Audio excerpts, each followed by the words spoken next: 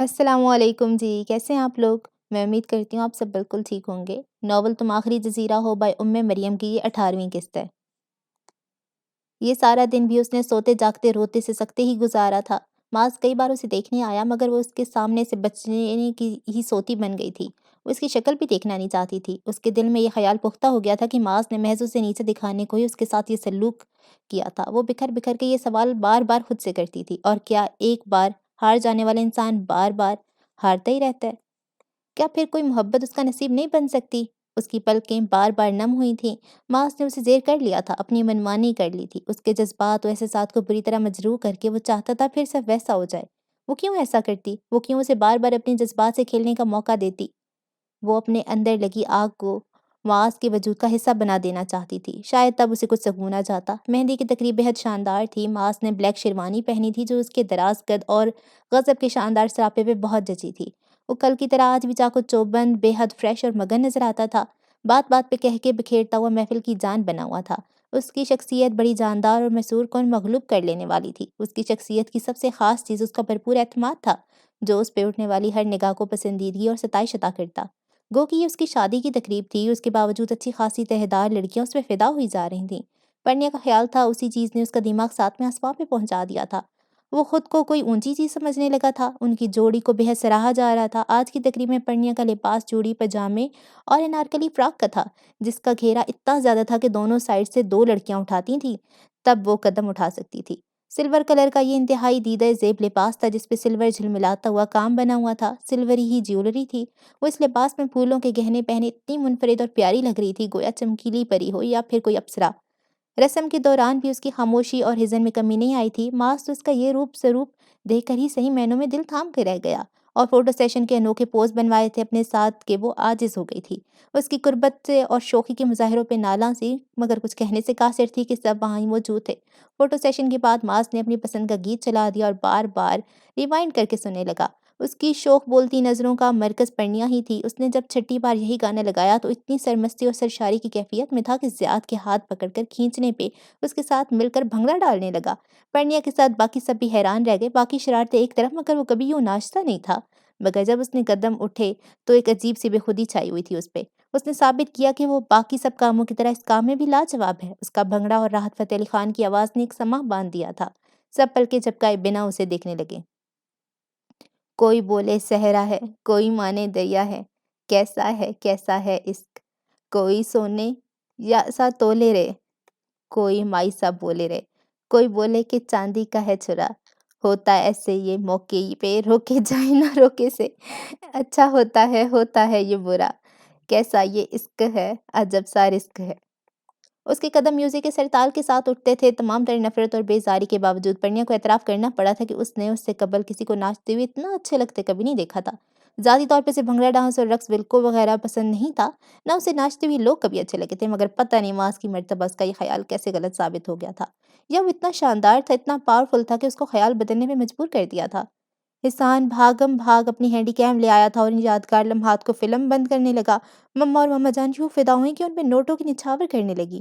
باقی سب تالیاں بجا کے گویا اس کو داد دے رہے تھے، اور پرنیا وہ بس خالی دل، خالی ذہن اور خالی نظروں سے اس کی بے تحاشا خوشی ملاحظہ کر رہی تھی۔ نینا لاگے تو لاگے بنا ڈوری یا دھاگے، بنتے ہیں دو نینا خواب سے، نہ اتا ہو نہ پتا ہو اے نینوں میں کوئی آ بسے، اس کا اس ہے نہ اس کا ہے، جانے کتنا ہے کس کا ہے، کیسی بھاشا میں ہے لکھا، کیسا یہ عشق ہے، عجب سا رزق ہے۔ گانا ختم ہوا تو تالیوں سے ہال گونج اٹھا تھا۔ وہ پسینوں میں نہایا ہوا دھپ سے پرنیا کے پاس آ کر گرا اور گہرے گہرے سانس بھرتی اسے دیکھ کر مسکرائے پھر شوخی سے بولا، آج کتنی حسین لڑکیوں نے اپنے دل نذرانے کے طور پہ مجھ پہ نچھاور کر دیے، ان میں آپ کا بھی دل تھا نا؟ پرنیا نے اس بات کے جواب میں ایک نفرت زدہ پھنکارتی نگاہ اس پہ ڈالی تھی اور منہ پھیر لیا تھا۔ اس کا عروسی جوڑا بلڈ ریڈ کلر کا تھا جس پہ ایسا جھلملاتا ہوا کام تھا کہ نگاہ اس کی جھلملاہٹ اور چمک دمک کے آگے خیرہ ہوئی جاتی تھی۔ یہ جوڑا معاذ کی پسند کا تھا اور سب کو بہت پسند آیا تھا، مگر جب وہ پرنیا کے ازلے نازک بدن پہ سجا تب اس کی قیمت صحیح معنوں میں ٹھکانے لگی تھی۔ چولی دامن کام سے بوجھل تھا جس کی آستین آدھی سے بھی کم تھی، گلے کا گہراؤ بہت زیادہ گھاٹ تھا، اس پہ بیوٹیشین نے اس کے منع کرنے کے باوجود سارا دوپٹہ پیچھے سیٹ کیا تھا، تلائی میچنگ جیولری اور دونوں کلائیوں میں سونے کی بھری ہوئی چوڑیاں، بڑے بڑے جھمکے والے جھمکے اور اسی دن کی مناسبت سے کیا میک اپ۔ وہ پچھلے تمام دنوں کی خوبصورتی کا ریکارڈ توڑ گئی تھی۔ جس نے بھی دیکھا تھا بے اختیار بلائیں لی تھیں۔ اس نے بے ساختی سے مووی بنوانے سے انکار کر دیا تھا۔ جتنی وہ پیاری لگ رہی تھی، مما کو بھی اس کی کسی کی نظر لگ جانے کا خدشہ لاحق ہو گیا۔ جب بھی کسی نے مجبور نہیں کیا، اسے سب کے بیچ سٹیج پہ نہیں لا کر بٹھایا گیا۔ مما کو اس کی طبیعت خرابی کا اندازہ تھا، بس رسموں کی ادائیگی کو ماس کے ساتھ زیادہ وہ غیر لمحے بھر کو اندر آئے تھے۔ معاذ نے البتہ وہاں آ کر ہلنے سے انکار کر دیا تھا۔ خود وہ بلیک ٹو پیس میں ملبوس تھا، سرخ ٹائی باندھے، اپنے اونچے پورے قد، چوڑے شانوں، خوبصورت چہرے اور ذہین آنکھوں کے ساتھ وہ بے حد مکمل اور وجیحہ لگ رہا تھا۔ جس کی شخصیت میں بے حد سحر انگیزی تھی، وہ پرنیا کو دیوانہ وار دیکھتا تھا اور مسکرائے جاتا تھا۔ مجھے فخر ہے کہ میں اس دنیا کا سب سے خوش بخت انسان ہوں، اتنی خوبصورت ہے میری بیوی۔ دھیمی مسکراہٹ ہنوز اس کے لبوں کی تراش میں مچل رہی تھی، اس کا لہجہ خواب آسا تھا۔ زیاد نے وہاں آ کر اس کا ہاتھ پکڑ کر کھینچ لیا۔ باہر آئیں، آپ کو جنید بھائی بلا رہے ہیں۔ معاذ کے احتجاج کی پرواہ کیے بغیر وہ اسے ساتھ ہی گھسیٹ کر لے گئے تھے، جہاں جنید بھائی نے اسے دیکھتے ہی آڑے ہاتھوں لیا۔ شاباش ہے پتر تمہاری مردانگی کی، ابھی سے بیوی کے گھٹنے سے لگ کر بیٹھ گئے۔ ساری زندگی کیسے گزرے گی؟ ساری زندگی بھی بیوی کے گھٹنے سے لگ کر گزاروں گا، نو ڈاؤٹ، اس نے بلا جھجک کہا اور غصے سے انہیں دیکھا تھا۔ کیوں بلایا آپ نے مجھے؟ پتہ نہیں ہے، آج میری شادی ہے اور میں اپنی بیوی سے پیار بھی کرتا ہوں۔ وہ انہیں گھور رہا تھا۔ اس بے شرمی اور دھڑلے پہ جنید بھائی کا منہ کھل گیا۔ حسان اور زیاد کی کھیکھی نے الگ انہیں کسی آہٹ میں مبتلا کر دیا تھا۔ حد ہے یار تم سے، یعنی کوئی شرم ہی نہیں۔ جنید بھائی نے بھی ہمت نہیں ہاری تو وہ الٹا انہیں ٹھیک کرنے لگا۔ شرم کیسی بھائی؟ میں کوئی گناہ کا کام کرنے لگا ہوں کیا؟ جنید بھائی بغلے جھانکنے لگے، پھر انہوں نے اپنی خجالت دور کرنے کو کہا تھا۔ چل یار ایک گانا ہی سنا دے، تیری آواز بڑی مست کرنے دینے والی ہے۔ اتنی بار تو سنایا، کل تو ڈانس بھی کیا تھا، آپ کہاں تھے؟ دیکھا تھا یار، میں آج کی بات کر رہا ہوں، انہوں نے اسے چھو کر جواب دیا۔ مقصد اسے باتوں میں الجھانا تھا جس میں وہ کسی حد تک کامیاب بھی تھے۔ یہ پروگرام پھر کسی دن کے لیے اٹھا رکھے، ابھی تو میں اپنے کمرے میں جا رہا ہوں۔ وہ اٹھا تو جنید بھائی نے اسے پکڑ کر واپس گھسیٹ لیا۔ ایسی کوئی بھی کیا بے مروتی ہے یار، کچھ دیر تو بیٹھو ہمارے پاس۔ وہ جان بوجھ کر اس سے بحث کو طول دینے لگے۔ معاذ کی جھلاہٹ بڑھتی جا رہی تھی اور جنید بھائی حصہ لے رہے تھے۔ اسی بحث میں وہ لوگ مشغول تھے جب جہاں اسی سمت آ نکلا، انہیں الجھ سے دیکھ کر حیران ہو گیا۔ خیریت کیا ہوا؟ اس کی سوالیہ نگاہیں ان دونوں پہ جم گئیں۔ یار جے سمجھا انہیں کہ مجھے جانے دے، جب ان کی شادی ہوئی تھی ہم نے ان سے ایسی زیادتی نہیں کی تھی، انہیں روٹھے پن سے بولا جہاں کے لبوں پہ مدھم مسکراہٹ بکھر گئی۔ جانے دینا جنید بھائی، آپ نے اسے کیا کرانا ہے؟ ہاں تم تو فیور کرو گے ہی، تم پہ بھی ایسا نازک وقت جو آنے والا ہے۔ جنید بھائی نے برا مان لیا جہاں انہیں دیکھ کر رہ گیا۔ میں جاؤں بھائی جان؟ معاذ جنید بھائی کے منہ کے پاس منہ لا کر بولا اور ہنسنے لگا۔ جنید بھائی کھسیا کر اسے گھونسا مارنے کو لپکے، مگر وہ انہیں چڑھاتا ہوا وہاں سے بھاگ گیا۔ ماحول خوبصورت تھا، زندگی خوبصورت تھی، وہ بے حد سرشار تھا، نہیں جانتا تھا یہ خوشی عارضی ہے۔ زندگی پہ اس کی خوشی کا ایک وقت متعین تھا جو پورا ہو گیا تھا۔ آگے کیا ہونا تھا یہ دھرتی پہ پھیلی تاریکی کے طرح غیر واضح تھا، تاریک، نظر نہ آنے والا۔ معاذ نے جب اپنے کمرے میں قدم رکھا، رات نصف سے تجاوز کر چکی تھی۔ مما نے اسے بے حد بھاری سیٹ دیا تھا پرنیا کی رونمائی کے لیے۔ وہ اندر آیا تو ایئر فریشنر کی دلفریب مہک کے ساتھ گلابوں کی خوشبو نے بھی اسے اپنے حصار میں جکڑ لیا تھا۔ اپنی موجودگی میں معاذ نے بیڈ روم کے صرف گلابوں کی خوب پھولوں سے آرائش کرائی تھی۔ وہ اس رات کو حسین تر بنا دینا چاہتا تھا اور یادگار بھی۔ وہ جان گیا تھا پرنیا اس کی منمانی کے بعد سے خفا ہے اس سے۔ اسے خود بھی احساس ہو گیا تھا جب بھی اس نے اسے منانے کے ہزارہا طریقے سوچ لیے تھے، وہ اسے مزید خفا رہ ہی نہیں سکتی تھی۔ اسے یقین تھا، مگر پہلا دھچکا اسے پرنیا کو بیڈ پہ موجود نہ پا کر لگا تھا۔ دروازہ کھلنے کی آواز پہ اس نے چونکتے ہوئے گردن موڑی تو واش روم سے باہر آئی۔ پرنیا کو دیکھ کر اس کا ارمانوں سے لبریز دل بجھ کر رہ گیا۔ وہ اتنا حسین روپ اس کے ستائش پائے بغیر ختم کر چکی تھی۔ وہ نہا کر نکلی تھی اور اس وقت گلابی لبادے میں لپٹی سرسراتی رات کا ایک حسین راز لگ رہی تھی۔ اس کے لمبے سیدھے بال اس کی پشت کی بجائے سینے پہ گر رہے تھے، اس کو دیکھ کر بھی خوبصورتی سے نظر انداز کرتی۔ وہ ڈریسنگ ٹیبل کے آئینے کے آگے جا کھڑی ہوئی، بال سلجھاتے اس کی کلائیوں میں پڑی سونے کی چوڑیاں جلترنگ بجانے لگیں تو معاذ چونکا تھا۔ اتنی جلدی لباس تبدیل کر لیا، میرا انتظار تو کرتی آپ؟ معاذ کو غصہ آیا تھا، مگر وہ اس سے سختی سے بات نہیں کرنا چاہتا تھا جب ہی رسان سے کہا تھا۔ کیوں انتظار کر لیتی؟ تاکہ تم جیسے عیاش کو عیاشی کا ایک اور موقع مل سکتا۔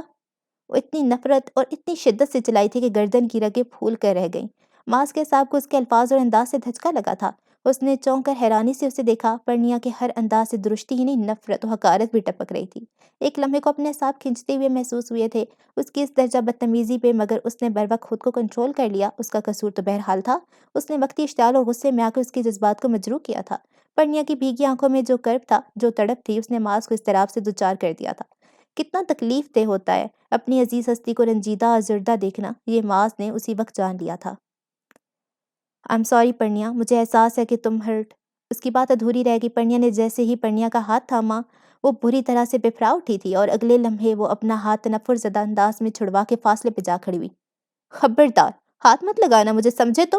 میں تمہیں ضروری بتانا سمجھتی ہوں کہ معاذ حسن، میں تمہارے ہاتھوں خوشی پامال ہونے والی بد کردار عورتوں میں شمار نہیں ہوتی۔ تمہاری زور زبردستی ایک بار ہی چل گئی، یاد رکھنا اگر تم نے دوبارہ مجھے اپنی ہوس کا نشانہ بنانا چاہا تو میں اسی وقت خود کو ختم کر لوں گی۔ تنبیہ انداز انگلی اٹھا کر اسے باور کراتی ہوئی، وہ نفرت اور تلخی کے کس مقام پہ تھی وہ نہیں جان سکتا تھا۔ اس کا انداز اور ہر انداز سے ٹپکتی نفرت اسے گنگ کرنے کو کافی تھی۔ یہ نفرت و بدگمانی کا ہی شدید احساس تھا کہ وہ بہت تضحیک آمیز انداز میں اسے پہلی بار آپ کی بجائے تم کہہ کر پکار رہی تھی، جس میں اپنائیت و شناخت کا ملنا تو دور کی بات، تذلیل اور سبکی کا غلبہ تھا۔ اس کے لہجے کی بے خوفی اور اسے گویا ہر انجام سے بے نیاز کر چکی تھی۔ معاذ کی پیشانی پہ اتنی ذلت کے بعد پسینہ پھوٹ نکلا تھا۔ کہاں کا ظرف، حوصلہ، ضبط اور شرمندگی، یہ سارے جذبے پرنیا کی جانب سے زہر میں بچھے نشتروں پہ بھاپ بن کے فضا میں تحلیل ہو گئے۔ اسے جیسے کسی نے یکلخت اٹھا کے جلتے الاؤ میں پٹک دیا تھا۔ سب کچھ اس کی بھڑکتی آگ میں جل گیا۔ اس کے اپنے وجود سمیت غصے اور توہین کی شدید لہر اس کے اندر سے اٹھی تھی اور اسے اپنے ساتھ بہا کر لے گئی۔ اس نے بہت جارحانہ انداز میں پرنیا کی کلائی پکڑی تھی اور جھٹکے سے رخ اپنی جانب پھیرا۔ تم شاید اندازہ نہیں ہے پرنیا کہ تم کیا بکواس کر رہی ہو۔ معاذ کے بھاپ چھوڑتے چہرے میں بے پناہ خفگی، ناگواری اور فہمائش تھی۔ پرنیا نے جواباً اپنی جلتی ہوئی آنکھوں میں نفرت سے منہ کر اسے دیکھا تھا، پھر اسی زہر بھرے لہجے میں چلا کر بولی، تم کیا سمجھتے ہو میں ڈر جاؤں گی تم سے اور کہہ نہیں سکوں گی؟ میں تمہاری کرتوت سب کو بتاؤں گی کہ تم در حقیقت کیا ہو۔ کیا ہوں میں؟ معاذ نے اپنی تیش کو دبا کر اندر اٹھتی تند خیز لہر کو مرنے سے روکتے ہوئے بھنچے ہوئے لہجے میں استفسار کیا۔ کوئی نوکدار شے تھی جو ہر لمحہ اسے کاٹ رہی تھی۔ اس کے اس درجہ غلط فہمی میں معاذ کے وجود پہ ایک سکوت سا طاری ہو رہا تھا۔ وہ کرب آمیز انداز میں اس کے خوبصورت چہرے پہ پھیلی نفرت و تلخی کو دیکھتا رہا تھا۔ بد کردار ہو تم، ہوس پرست ہو تم، جانے کتنی لڑکیوں کی عزتوں کو۔ پرنیا کی بات ادھوری رہ گئی۔ معاذ کا ہاتھ فضا میں گھوما تھا اور بھرپور تھپڑ کی صورت کے بعد دیگرے اس کے چہرے پہ برسا۔ اس کی آنکھوں سے ہی نہیں، چہرے سے بھی گویا لہو ٹپکنے لگا تھا۔ میں لعنت بھیجتا ہوں تمہاری سوچ سمیت تم پہ بھی۔ میری بلا سے تم جو مرضی کرو، جو مرضی سمجھو، میں جیسا بھی ہوں تمہیں ہرگز غرض نہیں ہونی چاہیے، سمجھ آئی تمہیں؟ معاذ کا لہجہ و انداز انتہائی جارحانہ تھا۔ اس کی برہمی کو برداشت کرتے وہ بھی بالآخر بپھر سا گیا تھا اور ہر مصلحت و احتیاط بلائے طاق رکھتی تھی۔ میں ہوس پرست ہوں یا نہیں، مگر آج کے بعد کم از کم تمہارے نزدیک نہیں آؤں گا۔ اتنی تذلیل کا احساس اسے پاگل کرنے کو کافی تھا۔ پرنیا ایک دم ساکت ہو گئی تھی۔ معاذ کے اٹھے ہوئے ہاتھ نے اسے حواس باختہ کر دیا تھا۔ اس کے اعصاب سن ہوئے تھے۔ معاذ اس پہ کوہر بھری نگاہ ڈالتا، پاؤں کی ٹھوکر سے راستے میں آئی ہر شے کو اڑاتا کمرے سے باہر چلا گیا۔ پرنیا اس کے بعد بھی بہت دیر تک یوں ہی ساکت و صامت بیٹھی رہی تھی۔ 3 دن اس نے ہر لمحہ ایک لمحے کو سوچا تھا جب وہ اپنے دل کی آگ اسی وجود میں منتقل کرتی اور خود پرسکون ہو جاتی۔ وہ لمحہ آیا تھا، اس نے معاذ کو اپنی خواہش کے مطابق نفرت سے دھتکارا بھی تھا، مگر وہ پرسکون نہیں ہو سکی تھی، بلکہ وہ اس صدمے اور شوق سے نکلی تو پتہ نہیں کس زبان کے احساس سمیت بلک بلک کر روتی چلی گئی تھی۔ باہر بھیگتی رات کچھ اور گہری، تاریک اور ہولناک ہوئی تھی۔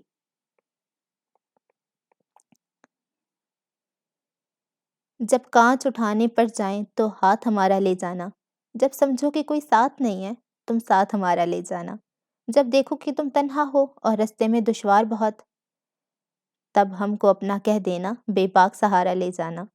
جو بازی بھی تم جیتو گے، جو منزل بھی تم پاؤ گے، ہم پاس تمہارے ہوں نہ ہوں احساس ہمارا لے جانا۔ اگر باری ہماری آ جائے تم پاس ہمارے آ جانا، بس ایک مسکان ہمیں دینا، پھر جان بھی چاہے لے جانا۔ جہاں کے سر میں شدید درد تھا، اس کی ہمیشہ سے عادت تھی جب وہ زیادہ تھکا ہوتا سو نہیں پاتا تھا۔ آج بھی دن بھر کی روزمرہ سے ہٹی ہوئی روٹین کی بھاگ دوڑ نے اسے تھک کر چور کر دیا تھا۔ وہ سونے کو لیٹا اور نیند کو ترس کر بستر چھوڑ دیا۔ چائے بنانے کے خیال سے اپنے کمرے سے کچن کی سمت آتے وہ زینب کے کمرے کے آگے سے گزرتے ٹھٹک کر تھم گیا تھا۔ دروازہ کھلا تھا، لائٹ آن تھی، جہاں کے ٹھٹکے کی وجہ زینب کی سسکیاں تھیں، گھٹی گھٹی بے قرار سسکیاں جو جہاں کا دل ایسے بھینچ گئیں جیسے کسی نے جوتے سے مسل کے رکھ دیا ہو۔ قدم آگے بڑھنے سے انکاری ہو گئے تھے اور اندر جانے کی وہ حد درجہ گریزاں تھا۔ کچھ سوچ کر اس نے نیم دروازے پہ دستک دی تھی، رات کے اس پہر سناٹے میں یہ مدھم سی آواز بھی پوری طرح گونجی تھی۔ زینب کی سسکیاں تھم سی گئیں۔ ماحول پہ پھر سے سکوت طاری ہو گیا تھا۔ اگلے چند لمحوں میں جہاں نے دروازے کی اوٹ میں اس کی جھلک دیکھی تھی، ڈل گولڈن پرپل کے بے حد خوبصورت امتزاج کے سوٹ میں اس کا لچکتی شاخ جیسا دل ربا سراپا اپنی تمام طرح شامانیوں کے ساتھ اس کے روبرو تھا۔ وہ اپنا چہرہ غالباً صاف کر چکی تھی، مگر اس کے باوجود آنسوؤں کی نمی کا احساس غالب تھا۔ جی فرمائیے، اسے روبرو پا کے وہ پہلے حیران ہوئی تھی، پھر خشک لہجے میں بولی، کیوں رو رہی تھی تم؟ جہاں کا لہجہ مضطرب سا تھا۔ آپ سے مطلب آپ کیوں پوچھ رہے ہیں؟ وہ زور سے پھنکاری، اس کا لہجہ ہی نہیں، اس دخلے در معقولات پہ آنکھیں بھی دہک اٹھی تھیں۔ زینب، آپ پریشان ہیں، کیا مسئلہ ہے؟ پلیز بتائیں مجھے۔ اس کی بدتمیزی کا برا مانے بغیر وہ اسی رسان و نرمی سے بولا تھا جو زینب کے لیے کبھی اس کی مخصوص کر رکھی تھی۔ زینب جھنجھلا کر اور آنکھوں میں غصہ سے منہ کر اسے دیکھا، مگر جہاں کے چہرے پہ موجود اپنائیت و نرمی پہ اس کا ذہن کا تناؤ قدرے کم ہوا۔ تیمور نہیں آئے جے، سب لوگ مجھے مشکوک نظروں سے دیکھ رہے ہیں، میں بہت اپسیٹ ہوں، مجھے کچھ سمجھ نہیں آتا کیا کروں۔ وہ غصہ بھلائے اس کے آگے اپنا مسئلہ بیان کر رہی تھی، پہلے کی طرح جیسے ہمیشہ کیا کرتی۔ جہاں نے گہرا سانس بھر کے دیکھا، کوئی تو وجہ ہوگی نا، تم خود کال کر لیتی اسے۔ کی تھی کال، جب میں آنے کا کہتی ہوں وہ خفا ہونے لگتے ہیں۔ روحانسی ہو کر بتانے لگی جہاں نے ہونٹ بھینچ لیے تھے۔ تم پریشان مت ہو، میں کل اسے خود کہوں گا، آ جائے گا، ریلیکس، اب سو جاؤ، رات بہت ہو گئی ہے۔ زینب نے مشکور نظروں سے اسے دیکھا، پھر بیچارگی سے بولی، میرے سر میں بہت درد ہے جے، لالے کو پوچھ کر کوئی ٹیبلٹ ہی لا دیں گے۔ میرے پاس ٹیبلٹ ہے، میں لا دیتا ہوں۔ جہاں وہیں سے پلٹ کے اپنے کمرے میں آ کر پین کلر نکالی تھی، پھر کچن میں کھڑا ہو کر چائے تیار کی، اپنا مگ وہیں چھوڑ کر زینب کے لیے دوا کے ساتھ پانی کا گلاس اور چائے لے کر وہ رات کے اس پہر دوبارہ اس کے دروازے پہ آیا، اور دل میں اس خفگی کا احساس تک باقی نہیں تھا جو اسے آج دن میں اس وقت اسے محسوس ہوئی تھی۔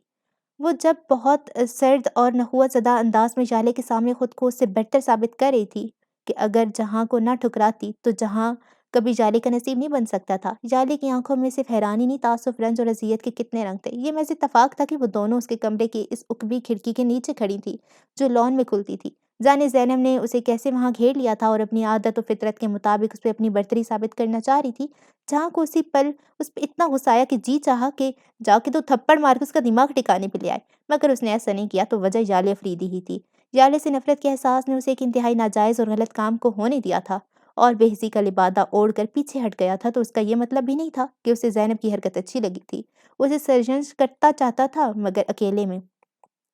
اب یہ جو کچھ اس نے سنا تھا، زینب کی پریشانی جس انداز میں اس پہ آشکار ہوئی تھی، جہاں نہ بھی کچھ کہتا، وہ اپنا کیا خود ساتھ ساتھ بھگت رہی تھی، مگر بات نہ سمجھنے کی تھی، اور دکھ بھی اسی بات کا تھا کہ ہم اتنی تیزی سے عاقبت نااندیش ہوتے جا رہے ہیں کہ ہمیں بے حسی ہمیں یہ سوچنے پہ موقع نہیں دیتی کہ ہم نے کس کے ساتھ کہاں کیا غلط کیا، یا اگر ہمارے ساتھ کچھ غلط ہو رہا ہے تو اس میں ہمارے اپنے اعمال کا کتنا مدخل ہے۔ ذاتی اعمال پہ نگاہ کیے بغیر ہم اپنے اوپر آنے والی تکلیف پہ واویلا شروع کر دیتے ہیں اور نصیب کو دوش دینا اپنا فرض اولین سمجھ لیتے ہیں۔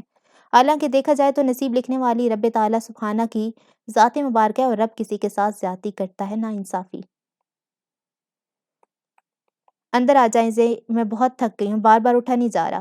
جہاں کی دستک کے جواب میں زینب کی تھکی ہوئی بھیگی مدھم آواز ابھری تھی۔ جہاں قدرے تذب ذب کا شکار ہوتا کچھ ثانیوں کو وہیں کھڑا رہ گیا تھا، پھر گہرا سانس بھر کے آہستگی سے اندر قدم رکھ دیے۔ زینب نڈھال سے لیٹی ہوئی تھی، گول یوں نم تھے جیسے جہاں کے چلے جانے کے بعد پھر روئی ہو۔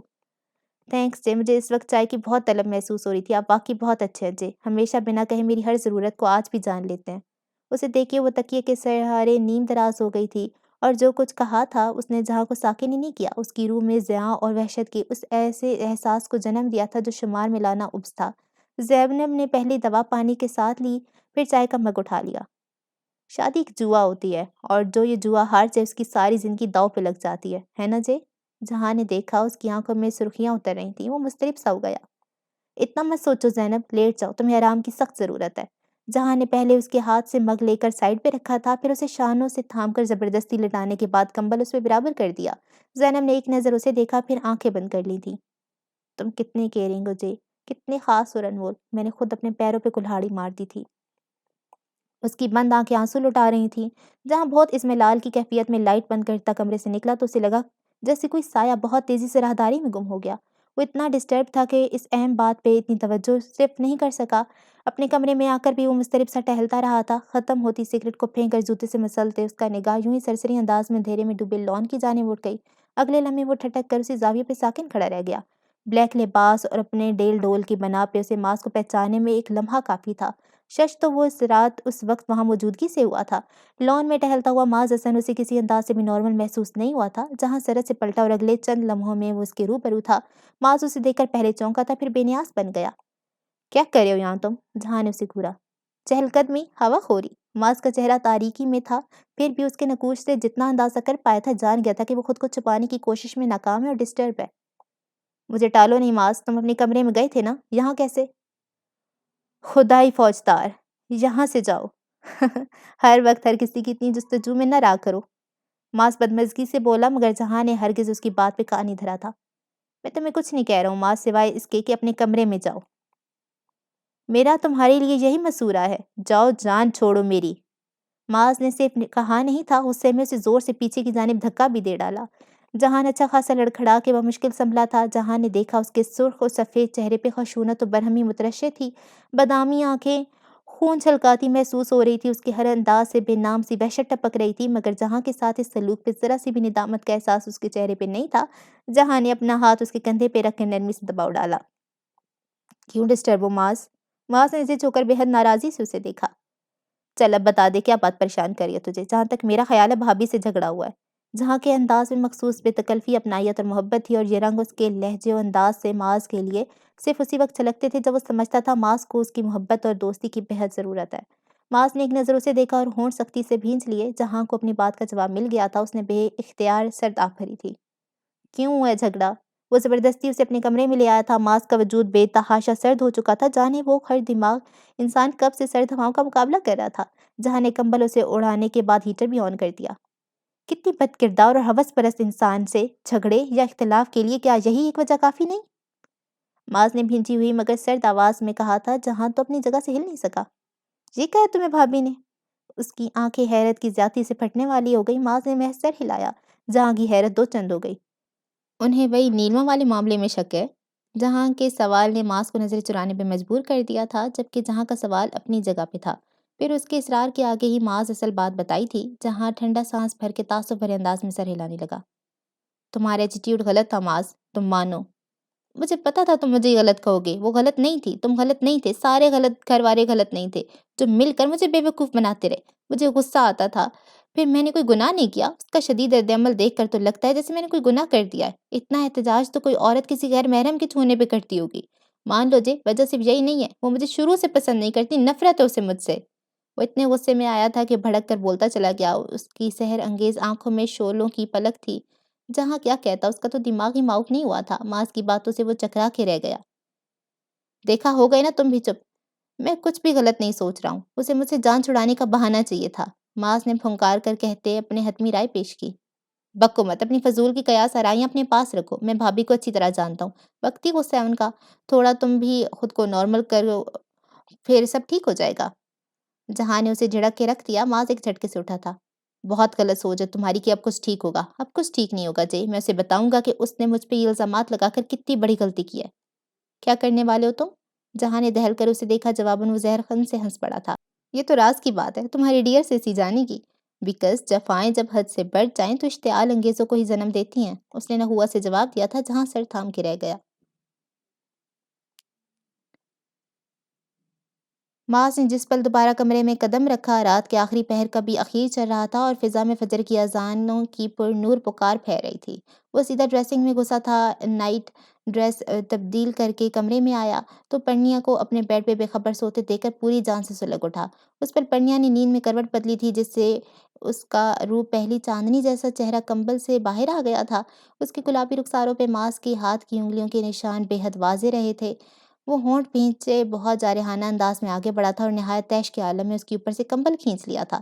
پرنیا کی نیند اتنی گہری کہاں تھی کہ پھر نہ ٹوٹتی، جبکہ کمبل کا ایک بڑا حصہ اس کے وجود کے نیچے دبا ہونے کے باعث وہ اس کھنچاؤ پہ سے رکھ کر بیڈ کے سرے تک آ پہنچی تھی، بس گرنے سے ہی بچی تھی گویا۔ اس افتاد پہ اس نے گھبرا کر آنکھیں کھولی اور معاذ کے خطرناک تیوروں کو دیکھ کر جیسے روح ہی فنا ہو گئی۔ اٹھو یہاں سے، خبردار جو آئندہ میرے بستر تک آنے کی جرت کی۔ وہ پھنکارا تھا، اس کی آنکھوں میں لہراتا خوفناک قسم کا غصہ اس پل کچھ اور بھی گہرا ہو چکا تھا۔ پرنیا اس درجہ سبکی اور تذلیل کے مظاہرے پہ اپنی جگہ پر کٹ کے رہ گئی، مگر اس نے بستر سے نیچے ازنے میں ایک لمحے سے زیادہ وقت نہیں لیا تھا۔ توہین کا سلگتا احساس اس کا تن بدن جھلسا کے رکھ گیا۔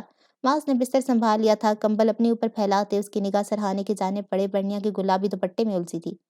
اپنے ساتھ اپنی چیزوں کی بھی حفاظت کرنا سیکھو۔ ہوس پرست لوگوں کے قبیلے میں پارسا لوگوں کی پارسائی کو زیادہ خطرہ لاحق ہوتا ہے۔ دوپٹہ گول مول کر کے دور اچھالنے کے بعد وہ نفرت زدہ لہجے میں پھنکارا تھا، اور پرنیا جو مشکل سے آنسو ضبط کیے تھی مزید خود پہ قابو نہیں رکھ سکی۔ ایک عجیب سی دل جکڑتی ہوئی کیفیت نے اسے اپنے حصار میں لے لیا۔ وہ ہمیشہ کی طرح ایک بار پھر اس کی خفقی ناراضی اور طیش کے سامنے اپنا غصہ ناراضی سب بھول گئی تھی۔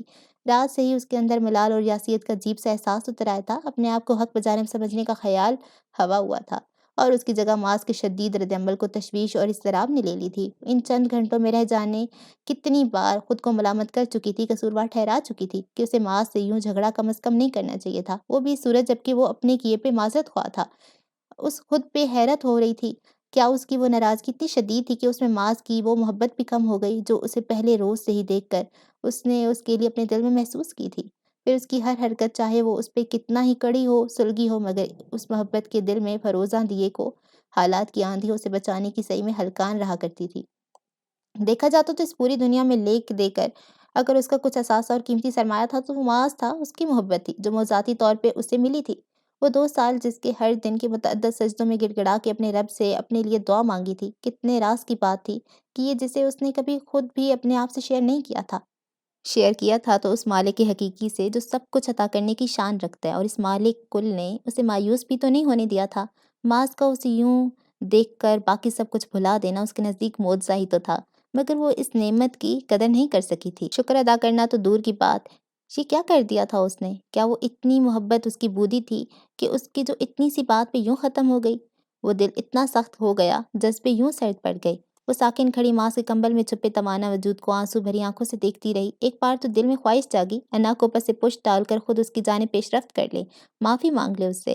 وہ شوہر تھا اس کا، رات جس طرح سے اس نے جھٹکا تھا، اللہ کے نبی صلی اللہ علیہ وآلہ وسلم کے فرمان کے مطابق ساری رات فرشتوں نے لعنت بھیجی تھی اس پہ۔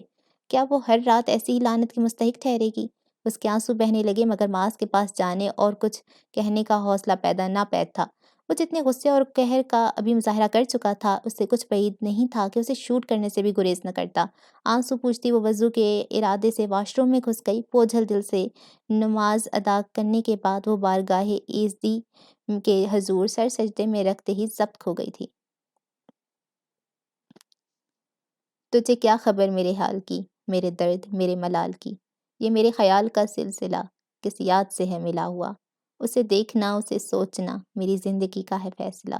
یہ اس کی پلکوں کے سائے ہیں، میری روح میں جو سمائے ہیں۔ یہ جنون منزل عشق ہے، جو چلے تو جان سے گزر گئے۔ بیڈ پہ نیم دراز وہ ہیڈ سیٹ کے ساتھ ذریعے اپنے سیل فون پہ گیت سن رہی تھی۔ سن کیا رہی تھی؟ سن کر رو رہی تھی۔ عجیب حالت دل تھی، انکشاف کی زد پہ آ کے خشک پتے کی طرح لرزے جاتا تھا۔ عجیب تھا زیاں کا عالم بھی، وہ ایک شخص جو کبھی اس کو ملا ہی نہ تھا، وہ اسی کو گنوانے کے عذاب سے دوچار تھی گویا۔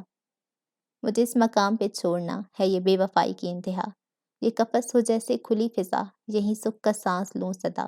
جنہیں تیری دید کی پیاس تھی، وہ نینا آنسوؤں سے بھر گئے۔ یہ جنون منزل عشق ہے، جو چلے تو جان سے گزر گئے۔ وہ مضطرب اتنی تھی کہ اٹھ کر بے قراری سے ٹہلنے لگی۔ کل جب زینب سے جہاں کے حوالے سے اپنی برتری اس پہ ثابت کرنے کی کوشش کر رہی تھی، اس سے بھی قبل اس نے جان لیا تھا جہاں اور زینب کے بیچ کچھ نہ کچھ خاص تھا، مگر وہ خاصیت، وہ ساری کی ساری اہمیت جہاں کی جانب سے ہوگی، یہ تو اس نے تصور تک نہیں کیا تھا۔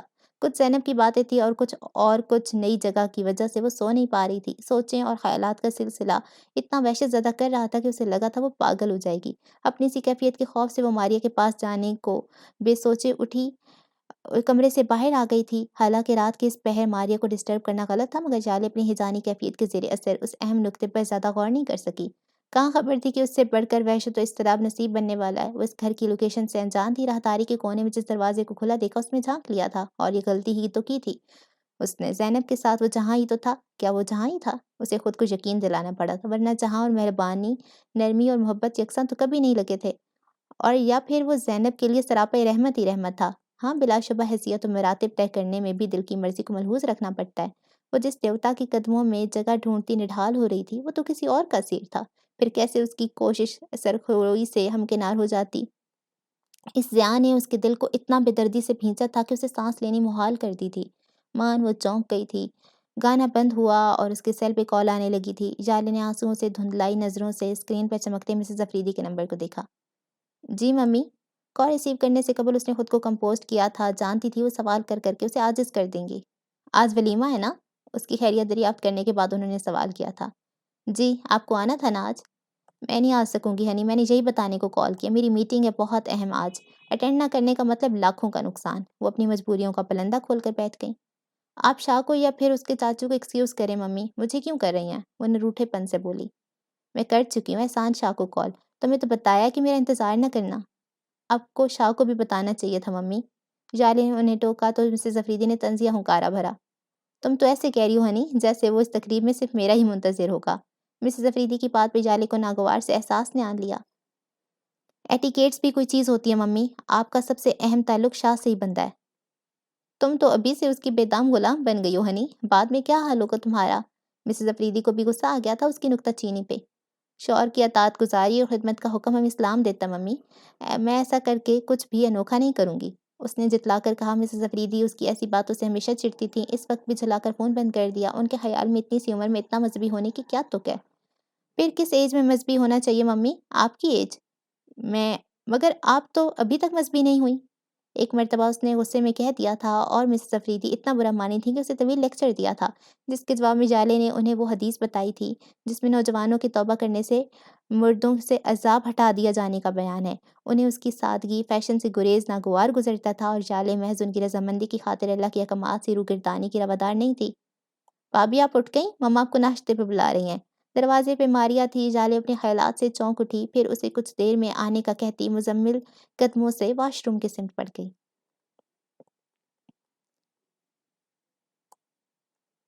ڈل گولڈن لہنگا اور کامدار بلاؤز تھا۔ بلاؤز کی آستین بے حد مختصر سی تھیں، جس سے نمایاں ہوتے اس کے بازو بھی سنہرے لباس میں سنہرے ہوئے جا رہے تھے۔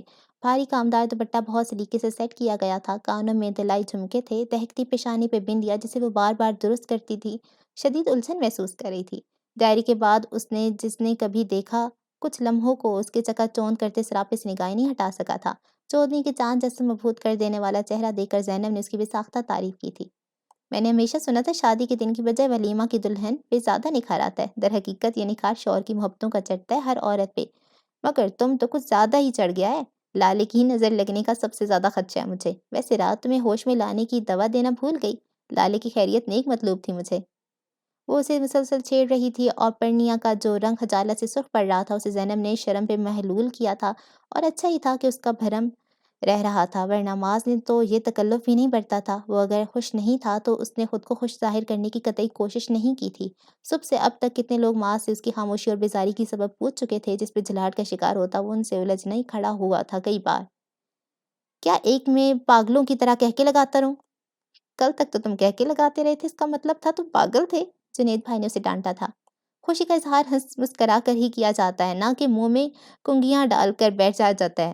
جنید بھائی اسے ہرگز بخشنے پہ آمادہ نہیں تھے۔ تب اسے نازک موقع پہ جہاں نے جنید بھائی کا دھیان بٹایا تھا، معاذ کے انداز کی گھمبیرتا سے پڑھنے کا دل دہلا جاتا تھا۔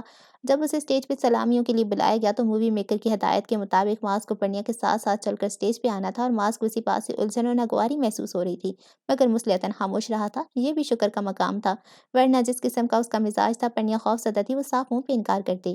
اب تک اس کے رویے کو تبدیلی کی وجہ بھی مما اور بھابھی سمیت کتنے لوگوں نے سرسری انداز میں صحیح مگر اسے پوچھی ضرور تھی، اور وہ ہولتی رہی تھی۔ مووی میکر کی ہدایت کے مطابق وہ بہت سبک انداز میں قدم رکھ رہی تھیں، یوں جیسے پانی پہ چلتی ہو، پھر بھی جانے کیسے ہائی ہیل پہ اس کا توازن بگڑا تھا، اور وہ سنبھلتے سنبھلتے بھی گر گئی تھی۔ اس کے ہمراہ چلتا معاذ پہلے چونکا پھر بکلایا تھا، مصلحتاً ہی صحیح اس نے ناگواری کو دبا کر اسے سہارا دے کر کھڑا کیا تھا۔ ارد گرد کتنے لوگ تھے، سب لپک کر ان کی جانب آ گئے۔ اس کے جوتے کا اسٹریپ ٹوٹ گیا تھا، وہ خود کو چلنے سے بری طرح قاصر پاتی تھی، پھر پیر میں بھی شدید موچ آ گئی تھی۔ تکلیف کے ساتھ سبکی کا بھی احساس تھا، جس نے اس کے چہرے کو سرخ اور آنکھوں کو نم کر دیا تھا۔ معاذ کے چہرے پہ بیزاری اور کوفت کے آثار بے حد نمایاں تھے، وہ اسے مارے باندھے بھی سہارا دینا گوارا نہیں کر رہا تھا۔ مما اور بھابھی جو لپک تک اس طرح آئی تھی، پرنیا کو سنبھال لیا تھا، وہ بھی کیمرہ بند کرا دیا گیا۔ پرنیا کے آنسو تمام تر ضبط کے باوجود بہہ نکلے تھے۔ معاذ بیٹا، پرنیا کو اٹھا کر کمرے میں لے کر چلو، پھر دیکھتے ہیں چوٹ زیادہ تو نہیں آئی۔ مما پرنیا کے آنسوؤں کی وجہ سے کچھ زیادہ ہی گھبراہٹ کا شکار ہو گئی تھی۔ معاذ تو سنتے ہی بدک سا گیا، اس کے چہرے پہ ناگواری کا بہت واضح اظہار ہوا تھا۔ کیا مطلب مما؟ اتنے لوگوں کے بیچ میں کیسے اٹھا لوں؟ اتنا آکورڈ لگے گا۔ مما نے حیرانی سے بیٹی کی شکل دیکھی، پھر کسی قدر غصے سے بولی، کیا اوکورڈ لگے گا؟ یہاں موجود سب لوگ جانتے ہیں کہ پرنیا کے ساتھ آپ کا کیا رشتہ ہے، اور یہ کام تو تم کسی مووی کے سین کو اوکے کروانے کو نہیں کرو گے نا؟ بچی تکلیف میں ہے۔ میں چل لوں گی ممی، جوتے کا اسٹریپ نکل گیا ہے، بس ذرا سا سہارا دے لیں آپ۔ پرنیا دھیمے لہجے میں داخلت کر گئی تھی، اس کا چہرہ سبکی کے احساس سے لال بھبوکا ہو رہا تھا۔ مما خاموش رہیں اور بھابھی کے ساتھ اسے سہارا دے کر واپس کمرے میں لے گئیں، مگر ان کے چہرے سے صاف لگتا تھا وہ معاذ کے اس رویے سے بے حد خفا ہوئی ہیں۔ اسما بیٹے، آپ زیاد کو بلا کر لاؤ، بچی کے پیر کو دیکھ لے۔ پرنیا کا لہنگا سمیٹ کر اسے بستر پر بٹھاتے ہوئے مما نے بھابھی کو مخاطب کیا تھا۔ وہ اسی خاموشی سے کمرے سے نکل گئیں اور پرنیا ان سے نگاہ چرا رہی تھیں۔ صاف ظاہر تھا ان کے سوالوں سے خائف ہے، ماحول پہ تکلیف دہ اور مینے خیز سا سناٹا طاری تھا۔ جب دروازہ کھلا اور بھابھی کے ساتھ جالے بھی اندر آ گئی۔ آپ کو چوٹ زیادہ تو نہیں لگی پرنیا؟ وہ تشویش زدہ انداز میں اسے دیکھتی بیڈ پر اس کے ساتھ آ بیٹھی۔ پرنیا جبرن ہی مسکرائی تھی۔ نہیں مما، یوں ہی پریشان ہو رہی ہیں۔ I am okay now. اس نے جالے کے ساتھ ساتھ مما کو بھی تسلی سے نوازا تھا۔ زیاد نہیں آیا؟ مما نے سوالیہ نگاہوں سے بھابھی کو دیکھا تھا جو روتے ہوئے عبدالرافع کو کاندھے سے لڑگائی تھی۔ میں نے اذہان کو کہا ہے، آتا ہی ہوگا وہ۔ بھابھی کے الفاظ ابھی منہ میں ہی تھے کہ جب جہاں اور معاذ ایک ساتھ اندر داخل ہوئے۔ معاذ نے آگے بڑھ کر منہ سے کچھ بولے بغیر پرنیا کا پیر چیک کرنا چاہا تھا۔ پرنیا نے ایک نظر اس کے چہرے کو دیکھ کر یہ اندازہ لگا لیا تھا کہ وہ جہاں کے فورس کرنے پہ توأن و کرہن آیا ہے۔ اس کا دل عجیب سے خالی پن سے بھر گیا۔ معاذ شاید ان سے تعاون کی توقع تھی کہ وہ متاثرہ پیر آگے کرے گی، لہنگا ہٹائے گی، مگر وہ تو ساکن بیٹھی رہی تھی۔ جب بھی اس پہ کوہر بھری پھنکارتی نگاہ ڈال کر معاذ نے خود اس کا لہنگا پیر سے سرکایا۔ اب مسئلہ اس کے ٹخنے تک آتے جاتے پجامے کا تھا جس کی بے شمار چوڑیاں وہ چاہتا بھی تو ہٹا کر متاثرہ جگہ کا معائنہ نہیں کر سکتا تھا۔ پرنیا کو اس جھنجھلاہٹ کا جیسے ہی احساس ہوا، اس نے گھبرا کر جھٹکتے ہوئے کام خود سر انجام دیا تھا۔ معاذ کی جھکی مگر سلگتی نظروں میں اس کے نازک بے حد اجلے شفاف حنائی ہاتھ آ گئے جو بہت ہلکی سی کپکپاہٹ لیے مصروف عمل تھے۔ پرنیا کے ہاتھ جھٹک کر معاذ نے چیک اپ کا فریضہ انجام دیا تھا، پھر گہرا طویل سانس بھر کے کس قدر آہستگی سے بولا، معمولی سی چوٹ ہے مگر احتیاط ضروری ہے، آج کا دن چلنے پھرنے سے گریز کرنا ہوگا۔ وہ دوبارہ سیدھا کھڑا ہوا تھا۔ بھابھی، آپ کو تکلیف زیادہ تو نہیں محسوس ہو رہی؟ جہاں نے معاذ کو تنبی نظروں سے گھور کر نرمی سے پرنیا کو مخاطب کیا۔ اس نے محض سر کو نفی میں جنبش دی تھی۔ جالے جو تب سے گاہے بگاہے اسے دیکھ رہی تھی اب سر جھکا کے اپنے ہاتھوں کی لکیروں میں الجھنے لگی۔ تب جہاں کی پہلی بار اس پہ نظر اٹھی اور عجیب سی تپش سمیٹ لائی تھی۔ مجھے پہلے یہی خدشہ تھا، نظر لگ گئی نا؟ آپ کے پپا سے کہتی ہوں بچی کا صدقہ دیں بکرا لے کر۔ مما بڑبڑاتی اٹھی تھی۔ بھابھی شرارت سے مسکرانے لگی۔ مما کا خیال ہے بلکہ یقین ہے کہ پرنیا کو معاذ نے نظر لگائی ہے۔ بھابھی کی نظریں معاذ پہ تھیں جس کے چہرے پہ تناؤ کی لہر اٹھی تھی مگر وہ دبا گیا تھا۔ معاذ کے ساتھ تمہارا کوئی اختلاف ہوا ہے پری؟ سب کے کمرے سے جانے کے بعد بھابھی نے تشویش سے پوچھا تھا۔ پرنیا کی رنگت متغیر سی ہو گئی۔ نہیں تو بھابھی، ان کی طبیعت کچھ ٹھیک نہیں ہے، شاید اس وجہ سے اس طرح ہو رہے ہیں۔ اس نے ٹالا تھا۔ بھابھی نے مزید گریز نہیں کی تھی۔ پرنیا نے تھکی ہوئی انداز میں آنکھیں موند لی تھیں۔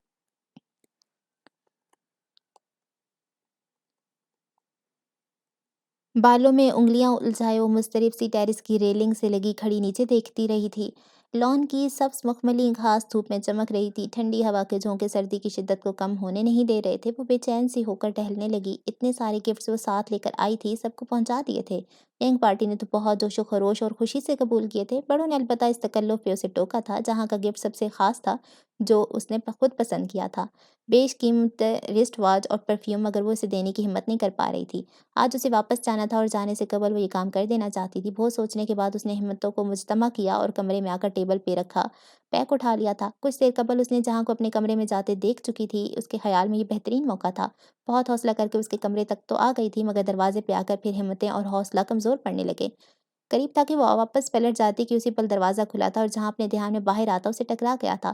جالے ہل کر رہ گئی۔ ہاتھ میں موجود پیک زمیں بوس ہو چکا تھا۔ اپنے کمرے کے دروازے پہ ہونے والے اس تصادم نے جہاں کے چہرے پہ ناگواریت کا تاثر بکھیر دیا۔ یہ سوچ ہی بے حد تاؤ دینے والی تھی کہ وہ اس کے کمرے میں آنا چاہ رہی تھی۔ کیا مسئلہ ہے؟ کیوں کھڑی تھی آپ یہاں؟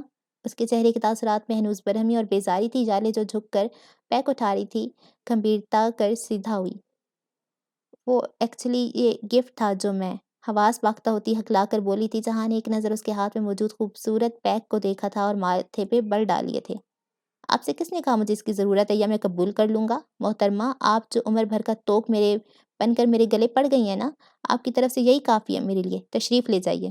اس کا لہجہ مدھم مگر رہانت اور تضحیک کے احساس سے لبریز تھا۔ اپنی بات مکمل کر کے وہ روکا نہیں تھا، تنفر بھرے انداز میں آگے بڑھ گیا۔ جالے سبکی اور خفت کے احساس کے ساتھ اپنا دل رنج ششیق ہوتا محسوس کرتی دھواں ہوتے چہرے کے ساتھ وہیں کھڑی رہ گئی۔ وہاں نظروں کی تپش اور مردانہ کھنکار پہ وہ اس تکلیف دہ احساس سے نکلی تھی۔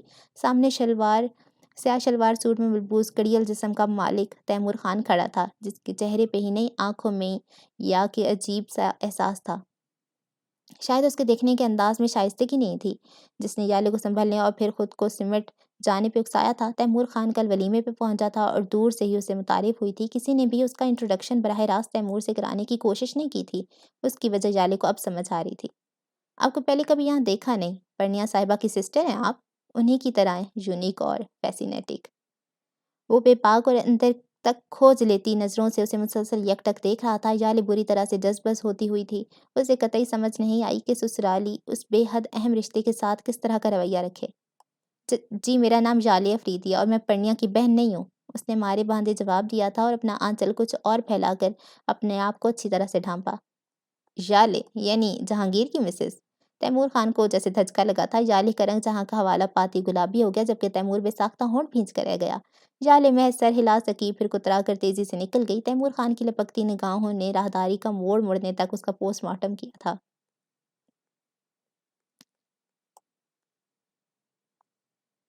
ان کی سب سے پہلی دعوت کالج کے پرنسپل صاحب نے اپنے گھر پہ کی تھی۔ معاذ اپنی مصروفیت کو آڑ بنا کر باقی سب کو ٹرخا دیا جا رہا تھا مگر انہیں ظاہر انکار نہیں کیا جا سکتا تھا جب بھی اسے پرنیا کو لے کر وہاں جانا پڑا تھا۔ دعوت تو سب کو دی گئی تھی مگر جا وہی دونوں رہے تھے۔ معاذ خوب کب کا تیار ہو کر باہر جا چکا تھا، اسے پورٹیکو میں آنے کا کہہ دیا تھا۔ پرنیا نے اس کے موڈ کی خرابی کے خوف سے ذرا عزلت میں تیاری مکمل کی تھی۔ آچی گلابی ساڑی جس کے کناروں پہ بہت شوخ رنگ کا خوبصورت سا کام جھلملاتا تھا اور انہیں شوخ رنگوں کے ساتھ میچ کرتا ہوا بلاؤز تھا جس کے بازوؤں کا بس جیسے تکلف ہی کیا گیا تھا۔ پرنیا نے اس بے پردگی کو چھپانے کی غرض سے ہی شال اوڑھ لی تھی۔ جس پل وہ سینڈل پہن کر باہر آئی، پہلا ٹکراؤ مما سے ہوا تھا۔ ماشاءاللہ چشمے بددور، مما نے اس کو بے ساختہ والہانہ انداز میں پیار کیا تھا۔ گجرے کیوں نہیں باندھے؟ میں نے بھجوائے تھے نا بیٹے، ساتھ لے جاؤ گاڑی میں پہن لینا۔ جی مما، وہ آہستگی سے مسکرائی تھی، پھر واپس جا کے گجرے ڈریسنگ ٹیبل سے اٹھا لائی۔ مما کو خداحافظ کہتی پورٹیکو میں آئی تو وہاں تیمور خان پہلے سے معاذ کے ساتھ موجود تھا۔ پرنیا اس کے سامنے سے بے ساختی گھبرائی تھی، اس پہ تیمور کی بے لحاظ لپکتی ہوئی نظریں۔ السلام علیکم، کیسی ہیں آپ؟ اس کا اخلاق اور خوش دلی کا مظاہرہ بھی بہت انوکھا تھا جو ہمیشہ خوبصورت لڑکیوں کو دیکھ کر ہی ہوتا تھا۔ وعلیکم السلام، میں ٹھیک ہوں۔ وہ جواباً اس کی خیریت نہیں پوچھنا چاہتی تھی، اس کی تو جان معاذ کے چہرے کے بگڑتے زاویوں کی وجہ سے ہی ہوا ہو رہی تھی۔ آپ مجھے ہمیشہ ضرورت سے زیادہ خاموش اور کسی حد تک اداس نظر آتی ہیں۔ تیمور اسے دیکھ کر زیادہ ہی پھیر رہا تھا۔ پرنیا نے مضطرب سی نگاہ معاذ پہ ڈالی جو دانت بھینچے بظاہر لا تعلق نظر آتا تھا۔ یہ میرا مزاج ہے تیمور بھائی، جو آپ کو اداسی لگتی ہے، یہ میرا گریز ہے۔ میں اجنبیوں سے زیادہ بات چیت نہیں کرتی، چلے معاذ؟ تیمور کی آخری بات نے اسے آگ لگا دی تھی۔ جب بھی اس نے اس کا مزاج درست کر کے رکھ دیا تھا، معاذ بھی ایک پل کے لیے اس کا اعتماد اور بے رخی کے مظاہرے پہ ساکن رہ گیا تھا۔ کسی تاخیر کے بغیر اس نے تیمور سے الوداعی مصافحہ کیا اور گاڑی کا دروازہ کھول کر ڈرائیونگ سیٹ سنبھالی۔ پرنیا نے اس کے برابر بیٹھتے ہوئے زور سے دروازہ بند کر کے گویا اپنا غصہ نکالا تھا۔ میں جانتی ہوں آپ کو میرا ان سے ملنا اور بات چیت کرنا پسند نہیں مگر ریلی مجھے ہرگز بھی اندازہ کیوں وضاحتیں دے رہی ہیں؟ میں نے آپ سے کچھ پوچھا نہیں ہے، ویسے بھی آپ ہر معاملے میں خود مختار ہیں۔ وہ اس کی بات قطع کر کے زور سے پھنکارا تو پرنیا نے سہمی ہوئی نظروں سے اسے دیکھا تھا، پھر ہمت مجتمع کر کے منمنائی۔ میں ہرگز نہیں چاہوں گی کہ آپ مجھے غلط سمجھیں۔ اس کی بات پہ معاذ نے کاٹدار تمسخر سے اسے کچھ دیر تک دیکھا تھا، پھر مضحکہ اڑانے والے انداز میں ہنس دیا۔ میں ہوتا کون ہوں آپ کے بارے میں کوئی رائے دینے والا؟ اس تکلف میں مت پڑا کریں میڈم۔ پرنیا کا چہرہ دھواں دھواں ہو گیا۔ کچھ دیر وہ پلکیں چپک کر آنسو اندر اتارتی رہی۔ معاذ کی بے حسی اور لاتعلقی اور بے نیازی اس کے لیے بہت تکلیف دہ تھی۔ وہ بھی اس صورت کہ وہ اس کی محبت اور چاہت کی سب شدتوں کو محسوس کر چکی تھی۔ مجھے پتہ ہے آپ مجھ سے بہت خفا ہیں، مجھے اپنی غلطی کا بھی احساس ہے، معاف کر دیں مجھے پلیز۔ اسٹیئرنگ وہیل پہ جمے معاذ کے مضبوط ہاتھوں پہ اپنے دونوں ہاتھ رکھتے ہوئے وہ اچانک ملتجی ہوئی بولی تھی۔ معاذ تو چند ثانیوں کو حق تک رہ گیا تھا، اسے پرنیا سے اس حد تک پسپائی کی توقع ہی کہاں تھی، مگر جب یہ سکتہ ٹوٹا تو پھر گویا بھونچال آ گیا تھا۔ جسٹ شٹ اپ، قابو میں رکھنا سیکھو اپنے آپ کو، اور مجھے کیوں چھو رہی ہو؟ اس ناپاکی کے احساس کو کیسے صاف کریں گی؟ مجھ جیسے انسان سے بچ کے رہنا سیکھو، سمجھی؟ اس کے ہاتھ نہایت حقارت بھرے انداز میں چٹک کر وہ گھرانے کے انداز میں کہہ رہا تھا۔ اس کی آنکھوں میں اس درجہ تلخی تھی کہ پرنیا فک چہرے کے ساتھ اسے متوش بھیگی نظروں سے دیکھتی رہ گئی۔ گاڑی کے ماحول میں یکلک سناٹا در آیا تھا، سکوت سے لبریز اعصاب شکن لمحے بہت بوجھل تھے گویا۔ پرنیا کی آنکھوں میں کرب اور اس میں لال کے ساتھ شکوہ بھی مچل رہا تھا، جبکہ معاذ کی سرخ چہرے پہ صرف تلخی تھی۔ اتنی ذلت کافی تھی فی الحال۔ پرنیا مجھے دل کے ساتھ آنسو پیتی نڈھال سی ہو کر بیٹھ گئی تھی۔ ماس بھینچے ہوئے ہونٹوں کے ساتھ ریش ڈرائیو کر رہا تھا۔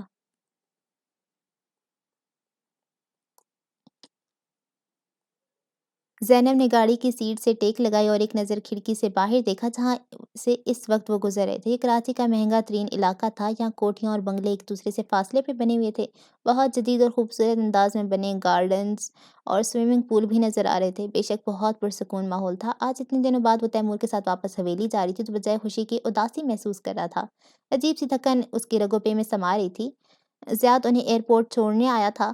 زینب کی طبیعت کی وجہ سے تیمور نے پلین سے جانے کا فیصلہ کیا تھا۔ چند گھنٹوں کا سفر تھا جو ہرگز تکلیف دہ ثابت نہیں ہوا۔ ایئرپورٹ پہ تیمور کا ملازم گاڑی لیے ان کا منتظر تھا۔ کچھ دیر میں ہی جانے پہچانے منظر نگاہ کے سامنے بکھرنے لگے۔ فلک پوش پہاڑیاں سنہری دھوپ میں مچل رہی تھیں۔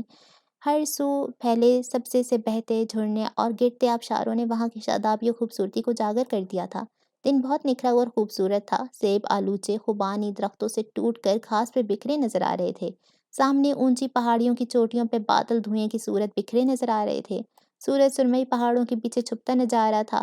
سردیوں میں دن انتہائی مختصر ہوتے ہیں۔ ایسا لگتا ہے دن ابھی پوری طرح چڑھا بھی نہیں اور اتر گیا۔ ایئرپورٹ سے حویلی تک کا سفر 1.5 گھنٹے کا تھا جس میں سورج دھرتی کا اجالا چھین کر غروب بھی ہو گیا تھا۔ پہاڑی علاقوں کی مخصوص اور شدید خنکی ماحول میں اپنا پر پھیلانا شروع کر چکی تھی۔ جہانگیر کی وائف ژالے آفریدی کا تعلق کہاں سے ہے؟ تم نے کبھی ذکر نہیں کیا زینب؟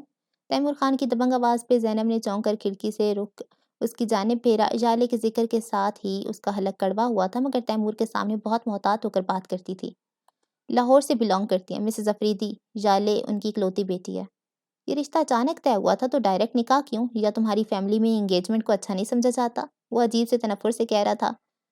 جے کا ذاتی انٹرسٹ تھا ژالے میں۔ نکاح کا ڈیسیژن بھی یقیناً انہی کا ہوگا۔ یعنی تمہیں کچھ نہیں پتا؟ تیمور نے تنزیہ ہوئے لہجے میں پوچھا۔ زینب گڑبڑائی۔ میں نے کب کہا؟ ژالے کا نکاح آف کورس سب کے علم میں ہے۔ وہ منمنائی تھی۔ تیمور کچھ دیر اسے جانچتی نظروں سے دیکھتا رہا پھر ٹھنڈا سانس بھر کے بولا، بہت لکی ہے جہانگیر صاحب ہر لحاظ سے۔ اتنی حسین و جمیل بیوی بھی مل گئی، ساتھ میں اتنا لمبا چوڑا بینک بیلنس بھی۔ جانتا ہوں میں مسز آفریدی کو، انڈسٹری کے نام میں ایک جانا پہچانا نام ہے ان کا۔ اس کے لہجے میں عجیب سی تپش اور رقابت تھی جو زینب کو سرسرا ناگوار محسوس ہوئی تھی، مگر وہ کچھ کہہ کر اسے اپنے گلے ڈالنا نہیں چاہتی تھی۔ تمہارے ہاں لڑکیوں کو پراپرٹی میں حصہ دیا جاتا ہے؟ اس کے اگلے سوال پہ زینب کو عجیب سے احساس نے آ لیا۔ بالکل دیا جاتا ہے، آپ کیوں پوچھ رہے ہیں؟ کیوں میں نہیں پوچھ سکتا؟ بیوی ہو تم میری، کوئی بھی بات پوچھ سکتا ہوں، وہ سرد مہری سے کہہ رہا تھا۔ زینب نے چپ سادھ لی۔ آج ایک بار پھر اسے تیمور کی فطرت کا ایک اور رنگ نظر آیا تھا جو بلا شبہ ناگواری مبتلا کرنے والا تھا۔ آج پھر اس نے لاشعوری طور پہ تیمور کا جہاں سے موازنہ کیا تھا اور جہاں کا پلڑا جھکتا پا کے اس کی نظریں جھکتی جا رہی تھیں۔ جو تعصب اور ملال تھا وہ الگ، جو دل میں ماتم تھا وہ الگ۔ موم مجھے ذرا جلدی ناشتہ دے دیں، آلریڈی لیٹ ہو چکا ہوں۔ ایش گرے پینٹ وائٹ شرٹ میں تیار وہ عجلت میں ڈائننگ ہال میں داخل ہوا تو اس طرح ایک ہاتھ سے دوسری کلائی پہ رسٹ واچ باندھ رہا تھا۔ گرے کوٹ بازو پہ لٹکا ہوا تھا۔ جنید بھائی نے اخبار کا کونا موڑ کر چہرے کے آگے سٹایا اور اسے مسکراہٹ تپا کر دیکھا۔ لیٹ تو تم جیسے رومانٹک لوگ نہیں ہوں گے تو ہم ہوں گے، مگر یار کوٹ تو تمہیں اندر سے ہی پہن کے آنا چاہیے تھا نا، مطلب پرنیا سے پہن کر۔ اندر داخل ہوتی پرنیا کا چہرہ آن واحد میں سرخ پڑا تھا جبکہ ماسک نارمل تھا، یوں جیسے جنید بھائی کی بات سنی ہی نہ ہو۔ البتہ ایک بار پھر مما کو زور سے آواز لگائی تھی۔ پرنیا جو کرسی گھسیٹ کر بیٹھ رہی تھی گھبرا کر کھڑی ہو گئی۔ میں ناشتہ لے کر آتی ہوں۔ مما نے ابھی باقاعدہ اسے کام میں نہیں ہاتھ ڈلوایا تھا جب بھی آج کل وہ دوسرے سے فارغ تھی۔ معاذ نے جنید بھائی کے ہاتھ سے اخبار لے لیا، گویا ہر قسم کے تاثرات محسوس کرنے کا آسان طریقہ۔ یار کیا کرتے ہو؟ تمہیں آنکھ لڑانے کے لیے ایسے پردوں کی کیا ضرورت؟ لا ادھر مجھے دے۔ جنید بھائی کو اس کی موڈ کی تبدیلی کا اندازہ ہی نہیں تھا جبکہ سابقہ انداز میں اس سے نگے لے رہے تھے۔ پرنیا بھی دروازے تک ہی گئی تھی کہ مما ملازمہ کی ہمراہی چلی آئیں۔ بڑے بڑے میں ٹرے میں ناشتے کی لوازمات سجے تھے۔ پرنیا نے جلدی سے ٹرے تھام لی، پھر معاذ کے لیے ناشتہ نکال کے اس کے آگے رکھ دیا۔ سلائس پہ مکھن لگاؤں یا جیم؟ اس نے جھجکتے ہوئے انداز میں معاذ کو لمحہ بھر کو دیکھ کر سوال کیا تھا۔ وہ جانتی تھی کہ گھر کے سارے افراد کی نظریں ان دونوں پہ ہوتی ہیں، سب ان سے بلکہ معاذ سے سابقہ رویے کے متقاض تھے، مگر اسے تو جیسے پرواہ تک نہیں تھی کسی کی۔ پرنیا ہی پردے رکھتی ہلکان ہوئی جا رہی تھی۔ بٹر۔ معاذ نے چائے کا مگ اٹھاتے ہوئے مختصر جواب دیا تھا۔ پرنیا بیٹے آپ کالج کیوں نہیں جا رہی ہو؟ ایگزامس نزدیک ہیں آپ کے؟ पापा के सवाल पे पन्निया ने बेख्तियार माज को देखा, जैसे उसकी राय जानना ये इजाज़त पाना चाह रही हो, मगर वो बेनियाज़ी से नाश्ते में मशगूल रहा था। पन्निया उसकी लाताल्लुकी और बेहिस्सी की मार पे रूहान सी होने लगी। जी पप्पा, कल चली जाऊँगी, आज मेरी कोई तैयारी नहीं है। उसे पप्पा तो जवाब देना ही था। शाम को जब मास की कॉलेज से वापसी पे उसने वार्डन वार्डरोब खोली वार्डरोब खोली तो उसके कपड़े निकाल कर वॉशरूम में रखने चाहे थे। मास ने बुरी तरह उसे झड़क कर रख दिया था। कोई ज़रूरत नहीं मेरे काम करने की, समझी? बेडरूम से बाहर तक इस ताल्लुक को निभाना मेरी मजबूरी है, मगर अंदर मैं तुम्हें बर्दाश्त करने का हरगिज़ रवादार नहीं हूँ। अपने काम तक काम रखा करो। उसकी इतनी संगदिली और अपनी इस दर्जा ज़िल्लत पे वो कट कर रह गई। गम और गुस्से से दिमाग माऊफ होता महसूस होने लगा। आप मेरी इंसल्ट कर रहे हैं माज़। भीगी आँखों से वो यही कह सकी। माज़ ने जवाब में फुंकारती निगाह उस पर डाली, फिर रऊनत भरे अंदाज में बोला था, तुम यही कर चुकी हो मेरे साथ। मैं माफ़ी माँग तो रही हूँ आपसे, उसने ज़िद होकर कहा था। जवाब में माज़ ने उसे ऐसी नज़रों से देखा था जैसे कत्ल कर देना चाहता हो। तुम्हारी वो बकवास मैं मरते दम तक नहीं भुला सकता। तुम माफ़ी की बात करती हो? गलतियाँ इंसान से ही हुआ करती हैं। वो फिर अपना दिफा करने लगी।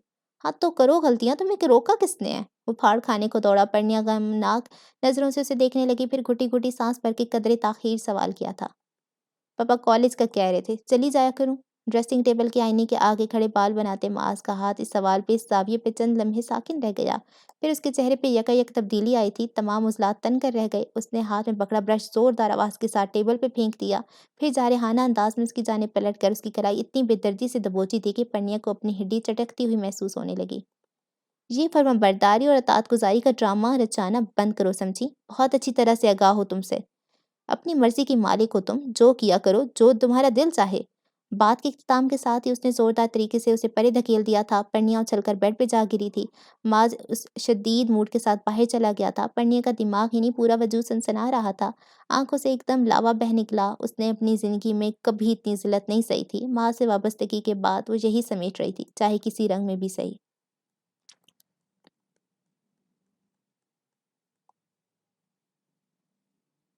अगले दिन वो मास के हमरा ही कॉलेज आई थी। वो ट्रेन के 2 ऐसे मुसाफिर बन गए थे जो एक साथ सफ़र तो करते थे, मगर एक-दूसरे से अजनबी रहते हैं। रास्ते भर मास ने कोई बात करना तो दरकिनारों से निगाह भर के देखना तक गवारा नहीं किया था, अलबत्ता कॉलेज के गेट पे ही ज़रूर। मास की बदौलत उसको ख़ुसूसी प्रोटोकॉल मिलने लगा।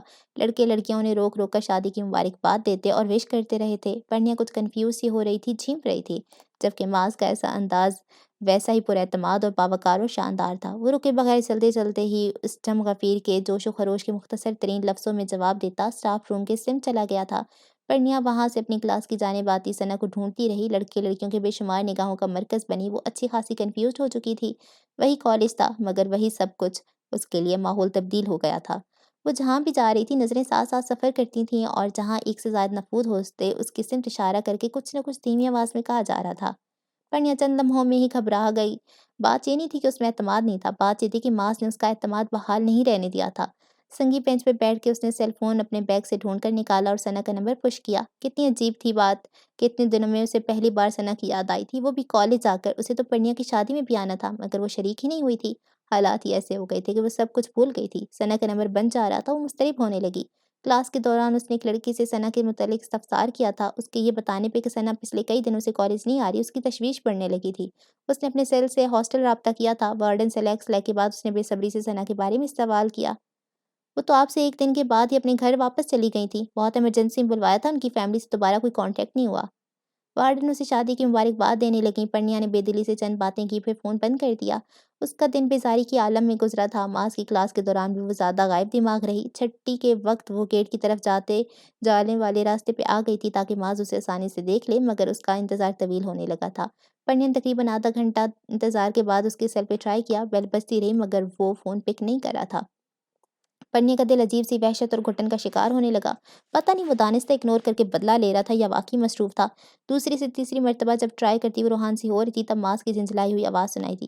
What nonsense! क्या आफ़ताब आप पड़ी है कि तुम पे आखिर? अब मुझे कॉलेज छोड़कर कहाँ चले गए? अकेली बैठी हूँ मैं।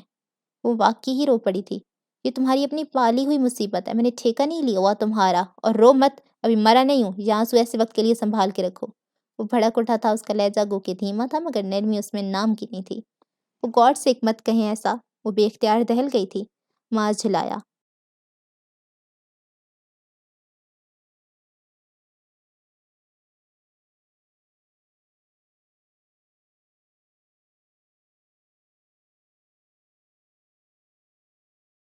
اب مجھے لینے کب آ رہے ہیں؟ پرنیا نے بھیگی آواز میں پوچھا۔ کچھ ویٹ کرو، آ جاتا ہوں میں۔ وہ رکائی سے کہہ کے سلسلہ کاٹ گیا تھا۔ پھر اگلے 15 منٹ مزید کلسنے کے بعد چوکیدار معاذ کا پیغام لایا تھا کہ گاڑی میں اس کا منتظر ہے۔ اگر آپ نے مجھے یوں ہی خوار کرنا ہے تو میں کل سے کالج نہیں آؤں گی۔ گاڑی میں بیٹھنے کے بعد پرنیا نے بے ساختہ غصے سے کہا تھا۔ جواباً معاذ نے مغرور سے انداز میں کاندھے اچکا دیے۔ وہ کلس کر رہ گئی۔ گھر واپس آ کر وہ معاذ کی طرح سیدھی اپنے کمرے میں نہیں گئی، مما کے پاس آ گئی۔ کیسا دن گزرا کالج میں؟ انہوں نے مسکرا کے اسے دیکھا تھا۔ وہ جھک کر جوتے اتار رہی تھی، گہرا سانس بھر کے رہ گئی۔ یہ پہلا دن کہاں تھا مما؟ شادی کے بعد تو پہلا ہی تھا۔ مما اس کی سادگی پہ مسکرا دیں۔ وہ خفیف سی ہو گئی۔ سبھی وش کرتے رہے مگر ثنا نہیں ملی مجھے۔ اس کے لہجے میں یاسیت کھل گئی۔ معاذ آپ کو کھانا کھلانے لے گیا تھا؟ مما کے سوال پہ اس کا سر بے ساختگی میں نفی میں ہل گیا۔ بیٹے آپ کے پاپا چاہتے ہیں آپ اور معاذ کہیں گھومنے چلے جاؤ۔ مما کی بات پہ پرنیا کے چادر اتارتے ہاتھ اسی زاویے پہ ساکن ہو گئے تھے۔ مما نے بغور اسے دیکھا تھا۔ کیا بات ہے، آپ کو خوشی نہیں ہوئی؟ مما کے سوال پہ وہ گڑبڑا سی گئی۔ میری اسٹڈی چند دنوں کی تو بات ہے بیٹے، معاذ ہے نہ کروا دے گا کور آپ کو۔ یہ دن بار بار لوٹ کر تھوڑی آتے ہیں۔ مما نے احسان سے قائل کرنا چاہا تو پرنیا نے ہونٹ کا کونا دانتوں تلے داب کے سر چکا لیا تھا۔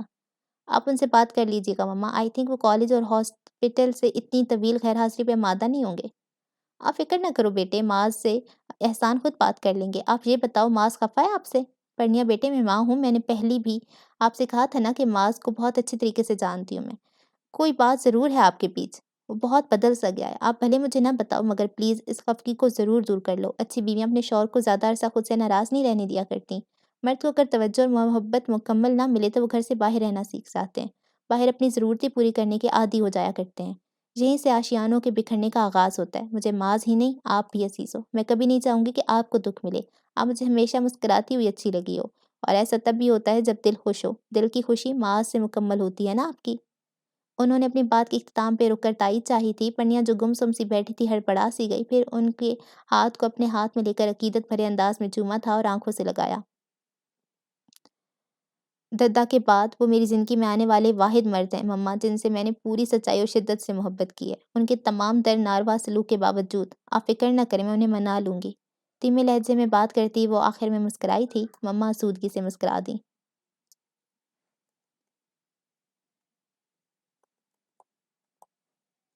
معاذ نے اپنے معمول کے کام نپٹائے تھے، پھر لیکچر کی تیاری مشغول ہو گیا۔ پرنیا نے اس کے لیے چائے کا مگ رکھتے ہوئے گریزاں نظروں سے دیکھا تھا۔ جو اس کے تیور تھے، بہت کم امید تھی کہ وہ اس کی بات سنتا، مگر کوشش تو بہرحال کرنا تھی۔ مما سے وعدہ کر چکی تھی وہ۔ مجھے آپ سے کچھ کہنا تھا۔ نظریں جھکاتے انگلیاں چٹکھاتی ہوئی وہ بڑی آہستگی سے گویا ہوئی تو معاذ نے مصروف سے انداز میں سرسری سی نگاہ اٹھا کے لمحہ بھر کو اسے دیکھا۔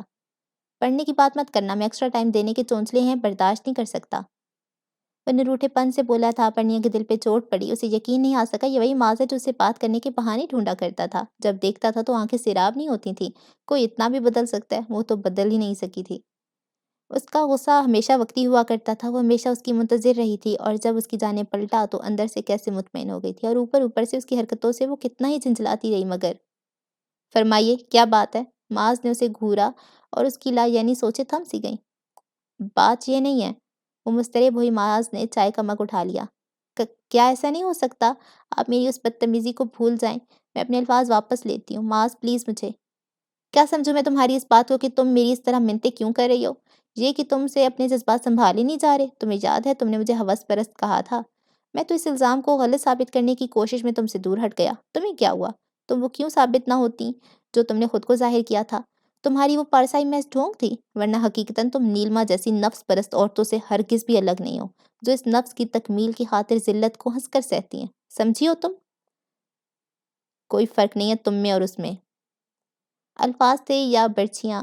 کوئی بلاسٹ ہوا تھا، اس کا وجود بکھر گیا تھا۔ اسے لگا تھا کسی نے اسے جہنم میں دھکیل دیا ہو۔ اس درجہ صفاقی اور تضحیق آمیز سلوک پہ وہ پتھرا سی گئی تھی۔ اپنی کڑواہٹ اس پہ نکال کر معاذ خود کمرے سے نکل گیا تھا، مگر پرنیا وہیں بیٹھی تھی۔ رنگت پیلی اور ہونٹ تشن زدہ انداز میں کانپتے رہے۔ وہ ذبح ہوتے جانور کی طرح جھانکی کے عالم میں تھی۔ نہ تکلیف ٹلی تھی نہ موت آئی تھی۔ اس پہ اپنا قہر نکال کر وہ باہر نکلا ہوا۔ معاذ 1 گھنٹے بعد واپس آیا تب وہ صوفے پہ گھٹنوں میں سر دیے سسک رہی تھی۔ معاذ نے اس پہ نگاہ ڈالے بغیر لائٹ آف کر دی اور خود سونے کو لیٹ گیا۔ تشویش اسے اس وقت ہوئی تھی جب صبح معمول کے مطابق اٹھا، تب بھی وہ اس پوزیشن میں اس جگہ پہ موجود تھی۔ ایک لمحے کو وہ اس کے پاس رکھا، پھر سر جھٹک کے باہر چلا گیا۔ اس کی بلا سے یہ جیتی یا مرتی اسے قطعی پرواہ نہیں تھی۔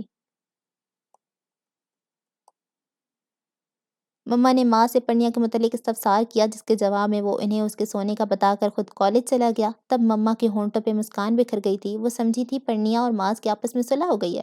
معاذ کا رویہ نارمل تھا، جس سے وہ یہی اندازہ قائم کر سکی تھیں، مگر جس 10 بجے جب پرنیا کے کمرے سے نہ نکلی، تب مما کو فطری سی تشویش ہوئی تھی۔ ملازمہ کو اس کے کمرے میں بھیجا، جو اس پیغام کے ساتھ آئی تھی کہ پرنیا بخار میں پھنک رہی ہیں۔ مما سب کچھ بھول بھال کے بھاگم بھاگ اس کے بیڈ روم میں آئیں اور پرنیا کی حالت دیکھ کر ان کے ہاتھ پیر پھولنے لگے۔ وہ ہوش و حیرت سے بیگانہ لگ رہی تھیں۔ انہوں نے پرنیا کو ہوش میں لانے کی اپنی سی تدبیریں کی تھیں۔ اس کے ساتھ مما جان اور بھابھی بھی اس کے کمرے میں چلی آئی تھیں۔ بچی کو بخار تھا تو معاذ نے بتایا کیوں نہیں؟ غضب خدا کا، بچی کی اتنی حالت خراب ہے اور صاحبزادے کالج چلے گئے، ہماری جانے بلا کے بہو اتنی دیر سے کمرے سے کیوں نہیں نکلی؟ معاذ اتنا کیئرلیس کیسے ہو گیا بھلا؟ ایسی ڈاکٹری بھاڑ میں جھونکنی چاہیے جس کو اپنوں کو فائدہ نہیں۔ ماما جان کو بہت کم غصہ آتا تھا، مگر پرنیا کی حالت نے انہیں جیسے حواس باختہ نہیں، غصے سے بے قابو کر دیا تھا۔ اسما نمبر ملاؤ ذرا معاذ کا، فون مجھے دینا۔ پرنیا کو ذرا سی ہوش میں آئی تھی۔ اسے آنکھیں کھولتے دیکھ مما جان کی جان میں جان آئی۔ بھابھی نے ساس کے حکم کی تعمیل میں دیر نہیں کی اور معاذ کا نمبر جھٹ ملا کر سیل فون مما جان کو تھما دیا۔ انہوں نے رابطہ بحال ہوتے ہی لتے لینے شروع کر دیے تھے۔ ادھر یقیناً معاذ کا موڈ خراب ہوا تھا کہ اس کی کسی جواب پہ مما جان کا غصہ 7ویں آسمان پہ جا پہنچا۔ میں نے کہہ دیا نا معاذ کہ تم فوراً گھر پہنچو، زیاد کو بھیجنے کی ضرورت نہیں ہے۔ مجھے تمہاری مجبوریوں کا نہیں پتہ، یہاں ہم کتنے پریشان ہیں تمہیں اندازہ ہے؟ آپ اتنے لاپرواہ ہوگے، مجھے تو یقین نہیں آ رہا۔ اور یہ ہیں فون بند کر دیا، کیا ہو گیا اس لڑکے کو؟ مما جان تو ششت ہو گئی تھیں، جبکہ مما کی رنگت متغیر ہو چکی تھی۔ پرنیا کی حالت، معاذ کا رویہ خود بخود ساری کہانی سنا رہا تھا۔ وہ ہر لمحہ سرد پڑتی جا رہی تھی۔ مما جان کو اتنا غصہ آیا تھا کہ انہوں نے پرنیا کو گاڑی میں قریب کلینک لے جانے کا فیصلہ کر لیا تھا اور اس پر عمل درآمد بھی کر رہی تھی، مگر اسی پل سر تاثرات سے سجے چہرے کے ساتھ معاذ چلایا تھا۔ اب بھی کیوں آ گئے بیٹے؟ ہم عورتیں کسی نہ کسی طرح بچی کو لے ہی جاتی، انہوں نے معاذ کو دیکھ کر بھرائی ہوئی آواز میں کہا تھا۔ ایسی کیا یہاں مصیبت پڑ گئی ہے؟ مجھے تو آپ کی بہو صاحبہ اچھی بھلی لگ رہی ہیں، آپ نے تو اس طرح ایمرجنسی نافذ کی جیسے۔ ہاں بولو نا، چپ کیوں کر گئے بیٹے؟ مما جان اس کے لال بہبو کا غیظ و غضب سے دہکتے چہرے کو دیکھ کر متاثر ہو کر بولی۔ معاذ نے بھنچی ہوئی ہونٹوں کے ساتھ زور سے سر جھٹکا تھا، پھر آگے بڑھ کے پرنیا کی سمت آ گیا۔ وہ کسی قدر ہوش میں تھی، سب کچھ سن رہی تھی۔ رنگت بخار کی حدتوں کے باعث انگارہ ہو رہی تھی۔ ایک ہی رات میں یوں نچڑ گئی تھی جیسے خون کی آخری بوند بھی نچوڑ گئی ہو۔ ایک لمحے کے لیے تو معاذ بھی دھک سے رہ گیا۔ بس اتنی ہمت تھی پرنیا بیگم، الفاظ کی تلوار سے کوئی کسے قتل کرتا ہے؟ اب تمہیں پتہ چل گیا ہوگا۔ میں بھی یہی چاہتا تھا تمہیں احساس دلاؤں کہ کیا کیا تم نے میرے ساتھ۔ بے جان مٹی کی طرح پڑی پرنیا کا معائنہ کرتے وہ زہر آلود ذہن سے سوچتا رہا تھا۔ پرنیا آنکھیں پھر بھی نہیں کھولی تھی۔ ہاں البتہ اس کے لمس کو محسوس کر کے ضرور اس کے وجود میں کوئی تبدیلی اگر پیدا ہوئی تھی تو وہ خاموش آنسوؤں کا بہنا تھا۔ معاذ کے اندر لگی آگ کچھ اور بھڑکنے لگی۔ انہیں کچھ کھلانے کے بعد یہ میڈیسن دے دیجیے گا بھابھی، آرام کریں گی تو طبیعت سنبھل جائے گی۔ بھابھی کو میڈیسن کے ساتھ ہدایات دیتے معاذ کی نگاہ ہنوز گمسم بیٹھی مما پہ پڑی تھی تو ایک لمحے کو خاموش سا ہو گیا۔ آپ لوگ آخر اتنے پریشان کیوں ہیں مما؟ کچھ نہیں ہوگا انہیں۔ وہ جتنا جھنجھلایا تھا اسی لحاظ سے تب کر بولا تھا۔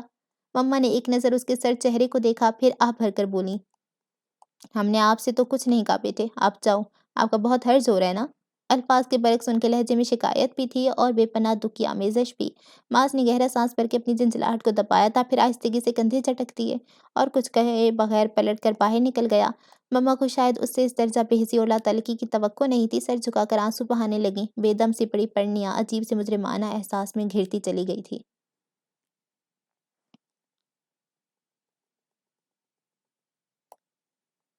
اس رات تو کیا معاذ اس سے اگلی رات بھی گھر نہیں آیا تھا۔ زیاد کے ذریعے انہیں یہ بات پتہ چل گئی تھی کہ ملیر کے علاقے میں اسکول میں بلاسٹ ہوا تھا۔ بیشتر زخمی بچوں اور اساتذہ کو وہیں ہاسپٹل میں ایڈمٹ کرایا گیا تھا اور معاذ اس وجہ سے گھر نہیں آ پا رہا تھا۔ زیاد بھی زیادہ وقت ہاسپٹل کو دے رہا تھا، مگر معاذ نے تو مما کا خیال میں حد ہی کر دی تھی۔ مما اور مما جان کا خیال وہ دانستہ ایسا کر رہا تھا۔ یقیناً برا مانا اس نے ہماری بات کا۔ مما جان کا غصہ تمام ہوا اور نئی فکر لگ گئی جو مما کو ایک آنکھ نہیں بھا سکی تھی۔ ہاں تو کرے، یہاں پرواہ کسے ہے؟ میں تو بات بھی نہیں کروں گی اس سے۔ احسان صحیح کہتے تھے، ہماری اتنی اہمیت اسے بگاڑ چکی ہے کوئی بات کرنے کی؟ بچی کے ان حالوں کو پہنچ گئی، اسے پرواہ ہی نہیں۔ انہوں نے پرنیا کا زرد چہرہ دیکھ کر غصے بھرے اندازے میں کہا۔ انہیں تو یہ بات نہیں بھولی تھی کہ جب کل رات کے استفسار پہ پرنیا کچھ کہے بغیر ان سے لپٹ کر رو دی تھی اور بس ایک فکرہ کہا تھا، مجھ سے کچھ مت پوچھیے گا مما پلیز۔ اور مما گنگ ہونے لگی تھیں۔ ایسا کیا کہا ہوا تھا ان کے بیچ کہ وہ یوں ہمت ہار گئی تھی؟ انہیں زندگی میں پہلی بار ماس پہ شدید تناؤ آیا تھا۔ اگلی صبح ماس واپس آ سکا تھا، شکن آلود لباس، بڑی ہوئی شیو کے ساتھ انگارہ ہوتی آنکھیں۔ صاف لگتا تھا ان 35-36 گھنٹوں میں اس نے 1 منٹ کو بھی آنکھ نہیں جھپکی ہوگی۔ اس کے اپنے پیشے سے محبت اور اخلاص سے بھی آگاہ تھیں۔ کتنے روپ تھے اس کے، وہ ہر روپ سے پہلے سے الگ تھا، جدا تھا، مگر انہیں تو ہمیشہ پیارا ہی لگا تھا۔ ایک بار پھر انہیں اپنا غصہ اور خفگی ڈھلتی محسوس ہوئی تھی جب اس نے آتے ہی اپنی تھکن کی پرواہ کیے بغیر ماما جان کے گلے میں بازو مال کیے تھے۔ سوری ماما جان، اس دن میں نے آپ سے تو گستاخی کر گیا تھا۔ اور ماما جان تو فدا ہو گئی تھیں اس لوٹ لینے والے انداز پہ، پیشانی چوم کر اس کے بالوں کو سنوارا۔ نہ بیٹے، میں تو خفا نہیں ہوں، بس تو پرنیا کی طرف سے ہمیں شکایت کا موقع نہ دینا۔ بن ماں کی بچی ہے، دل میں بہت حساس ہے۔ جی بہتر۔ نہ کوئی تسلی، نہ وعدہ، بس محض سر ہلا کر ایک چھوٹا سا فکر ادا کر دینا ماما جان کی تشفی نہیں کرا سکا۔ بیٹے پرنیا کو بھی ایسے ہی منا لو جا کے، انہوں نے اب لجاجت سے کہا تھا۔ زیاد کی ہنسی چھوٹ گئی۔ غور کریں لالے، ماما جان پابند کر رہی ہیں آپ کو، ایسے ہی یعنی محض گلے لگانا ہے آپ نے، اس سے آگے پابندی۔ زیاد کھی کر رہا تھا۔ معاذ نے انسنی کر دی، پھر مما کو دیکھ کر بولا، بہت اسٹرانگ قسم کی چائے تو بھجوا دے ماما، میں شاور لے لوں۔ وہ اٹھ کھڑا ہوا تھا، اپنے کمرے میں آیا تو اس وقت بھی پرنیا بستر پہ دراز تھی۔ ان چند دنوں میں اس کی صحت اتنی تیزی سے گری تھی کہ صدیوں کی مریض نظر آنے لگی تھی۔ زرد چہرہ، آنکھوں تلے موجود ہلکے گہرے آنکھوں کی وہ چمک دمک بھی غائب تھی جن میں ہزاروں دیے جھلملایا کرتے تھے۔ آہٹ پہ اس نے چونکتے ہوئے گردن موڑی تھی اور معاذ کو دیکھ کر اس کے چہرے پہ ایک سایہ سا لہرایا تھا۔ اگلے لمحے وہ خود کو سنبھال کر اٹھی تھی، پہلے اپنا دوپٹہ اٹھایا، پھر بالوں کو سمیٹ کر کیچر میں مکید کیا اور بستر سے اتری۔ اس سے قبل کہ وہ اسی دن کی طرح ذلیل کر کے اٹھاتا، وہ خود اٹھ جانا چاہتی تھی۔ معاذ نے اس کی سمت متوجہ نہیں تھا۔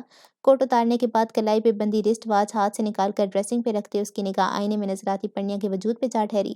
اگلے لمحے وہ گھبرا کر تیزی سے پلٹتے ہوئے اس کی جانب لپکا۔ وہ شاید بیڈ سے اتر کر صوفے تک جانا چاہتی تھی، نکاہت تھی یا کچھ اور، ایک سے دوسرا قدم نہیں اٹھا سکی۔ معاذ اگر اسے بروقت نہ سنبھال لیتا تو اب تک وہ زمیں بوس ہو چکی ہوتی۔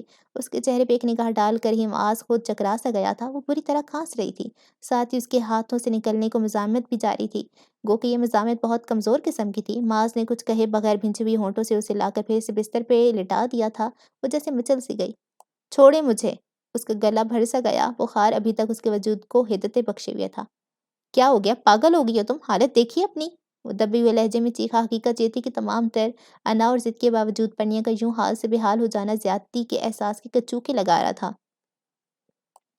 آپ کو اس سے کوئی غرض نہیں ہونی چاہیے، میں مروں یا جیوں۔ پرنیا نے اپنے دونوں ہاتھوں سے اسے پیچھے کی جانب دھکیلتے ہوئے کہا۔ کنٹرول یور سیلف مس پرنیا، کیا ہوا ہے؟ کس بات کا اس قدر واویلا ہے بھلا؟ بتانا پسند کریں گی؟ کیا آپ کو لگتا ہے جو کچھ میں نے آپ سے کہا وہ غلط تھا؟ پرنیا نے آنسوؤں سے جل تھل ہوئی آنکھوں سے اسے دیکھا تھا۔ اس کے طنزیہ مضحکہ اڑاتے انداز نے پرنیا کے اندر پھر سے آگ دہکا دی۔ شٹ یور ماؤتھ، اگر اپنے پھر ایسی کوئی بات کی تو انجام کے ذمہ دار بھی آپ ہی ہوں گے، میں بتا رہی ہوں۔ اس کا لہجہ دھمکی آمیز تھا، تنبیہ انداز لیے اس کے باوجود معاذ بھڑک سا اٹھا۔ دھمکا رہی ہوں مجھے؟ میں جو کہہ رہا ہوں اس سے 1 انچ بھی اپنی رائے تبدیل نہیں کرنا چاہتا۔ معاذ کی اس ہٹ درمی یا دوسرے لفظوں میں پرنیا کی تذلیل نے پرنیا کے اندر سرسرائے سے صراط ہجان کو کچھ اور بڑھا دیا تھا۔ کچھ کہے بغیر وہ ایک جھٹکے سے اٹھی تھی اور سرخ چہرے کے ساتھ آگے بڑھ کر فروٹ کی ٹوکری سے چھوٹی مگر انتہائی تیز دھار کی چھری جھپٹ کر اٹھا لی۔ پلک جھپکنے میں بھی دیر لگتی ہوگی، مگر اس سے پہلے ہی انتہائی بے دردی سے داہنے ہاتھ میں پکڑی چھری سے بائیں ہاتھ کی رگ کاٹ لی تھی۔ بھل بھل بہتے خون نے سرد سے اس کے کپڑوں کے بعد کارپٹ کو رنگین کرنا شروع کر دیا تھا۔ اس نے صرف یہیں پہ اکتفا نہیں کیا تھا، چھری کے ساتھ دوسرے ہاتھ کی بھی کلائی کاٹنے کی کوشش کرنے لگی۔ شاید نہیں، یقیناً وہ خود کو ہر صورت ختم کرنے کے در پہ تھی۔ جب تک معاذ متوجہ ہوا اور چونک کر اس تک پہنچا، وہ خود کو اچھا خاصا زخمی کر چکی تھی۔ چھری اس سے چھینتے ہوئے اس نے سنبھالتے معاذ کو اپنے حواس قتل ہو کر رہ گئے۔ یہ سچویشن صحیح معنوں میں صرف بکھلا کر رہ گئی تھی۔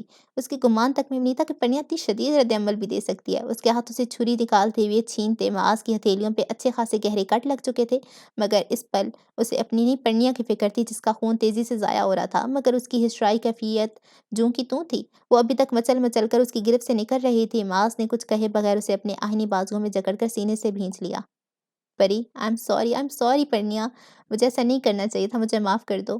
اس کے بکھر جانے والے بالوں کو بار بار ہونٹوں سے چھوتے اس کی بفری ہوئی موج کی طرح بے قابو ہوئی پرنیا پہ جھک کر سرگوشی میں بولا تھا۔ پرنیا زاروں کے تار رو رہی تھی، تڑپ رہی تھی، سسک رہی تھی، اور وہ اسے ریلیکس کرنے کو اسے ساتھ لگائے تھپکتا رہا۔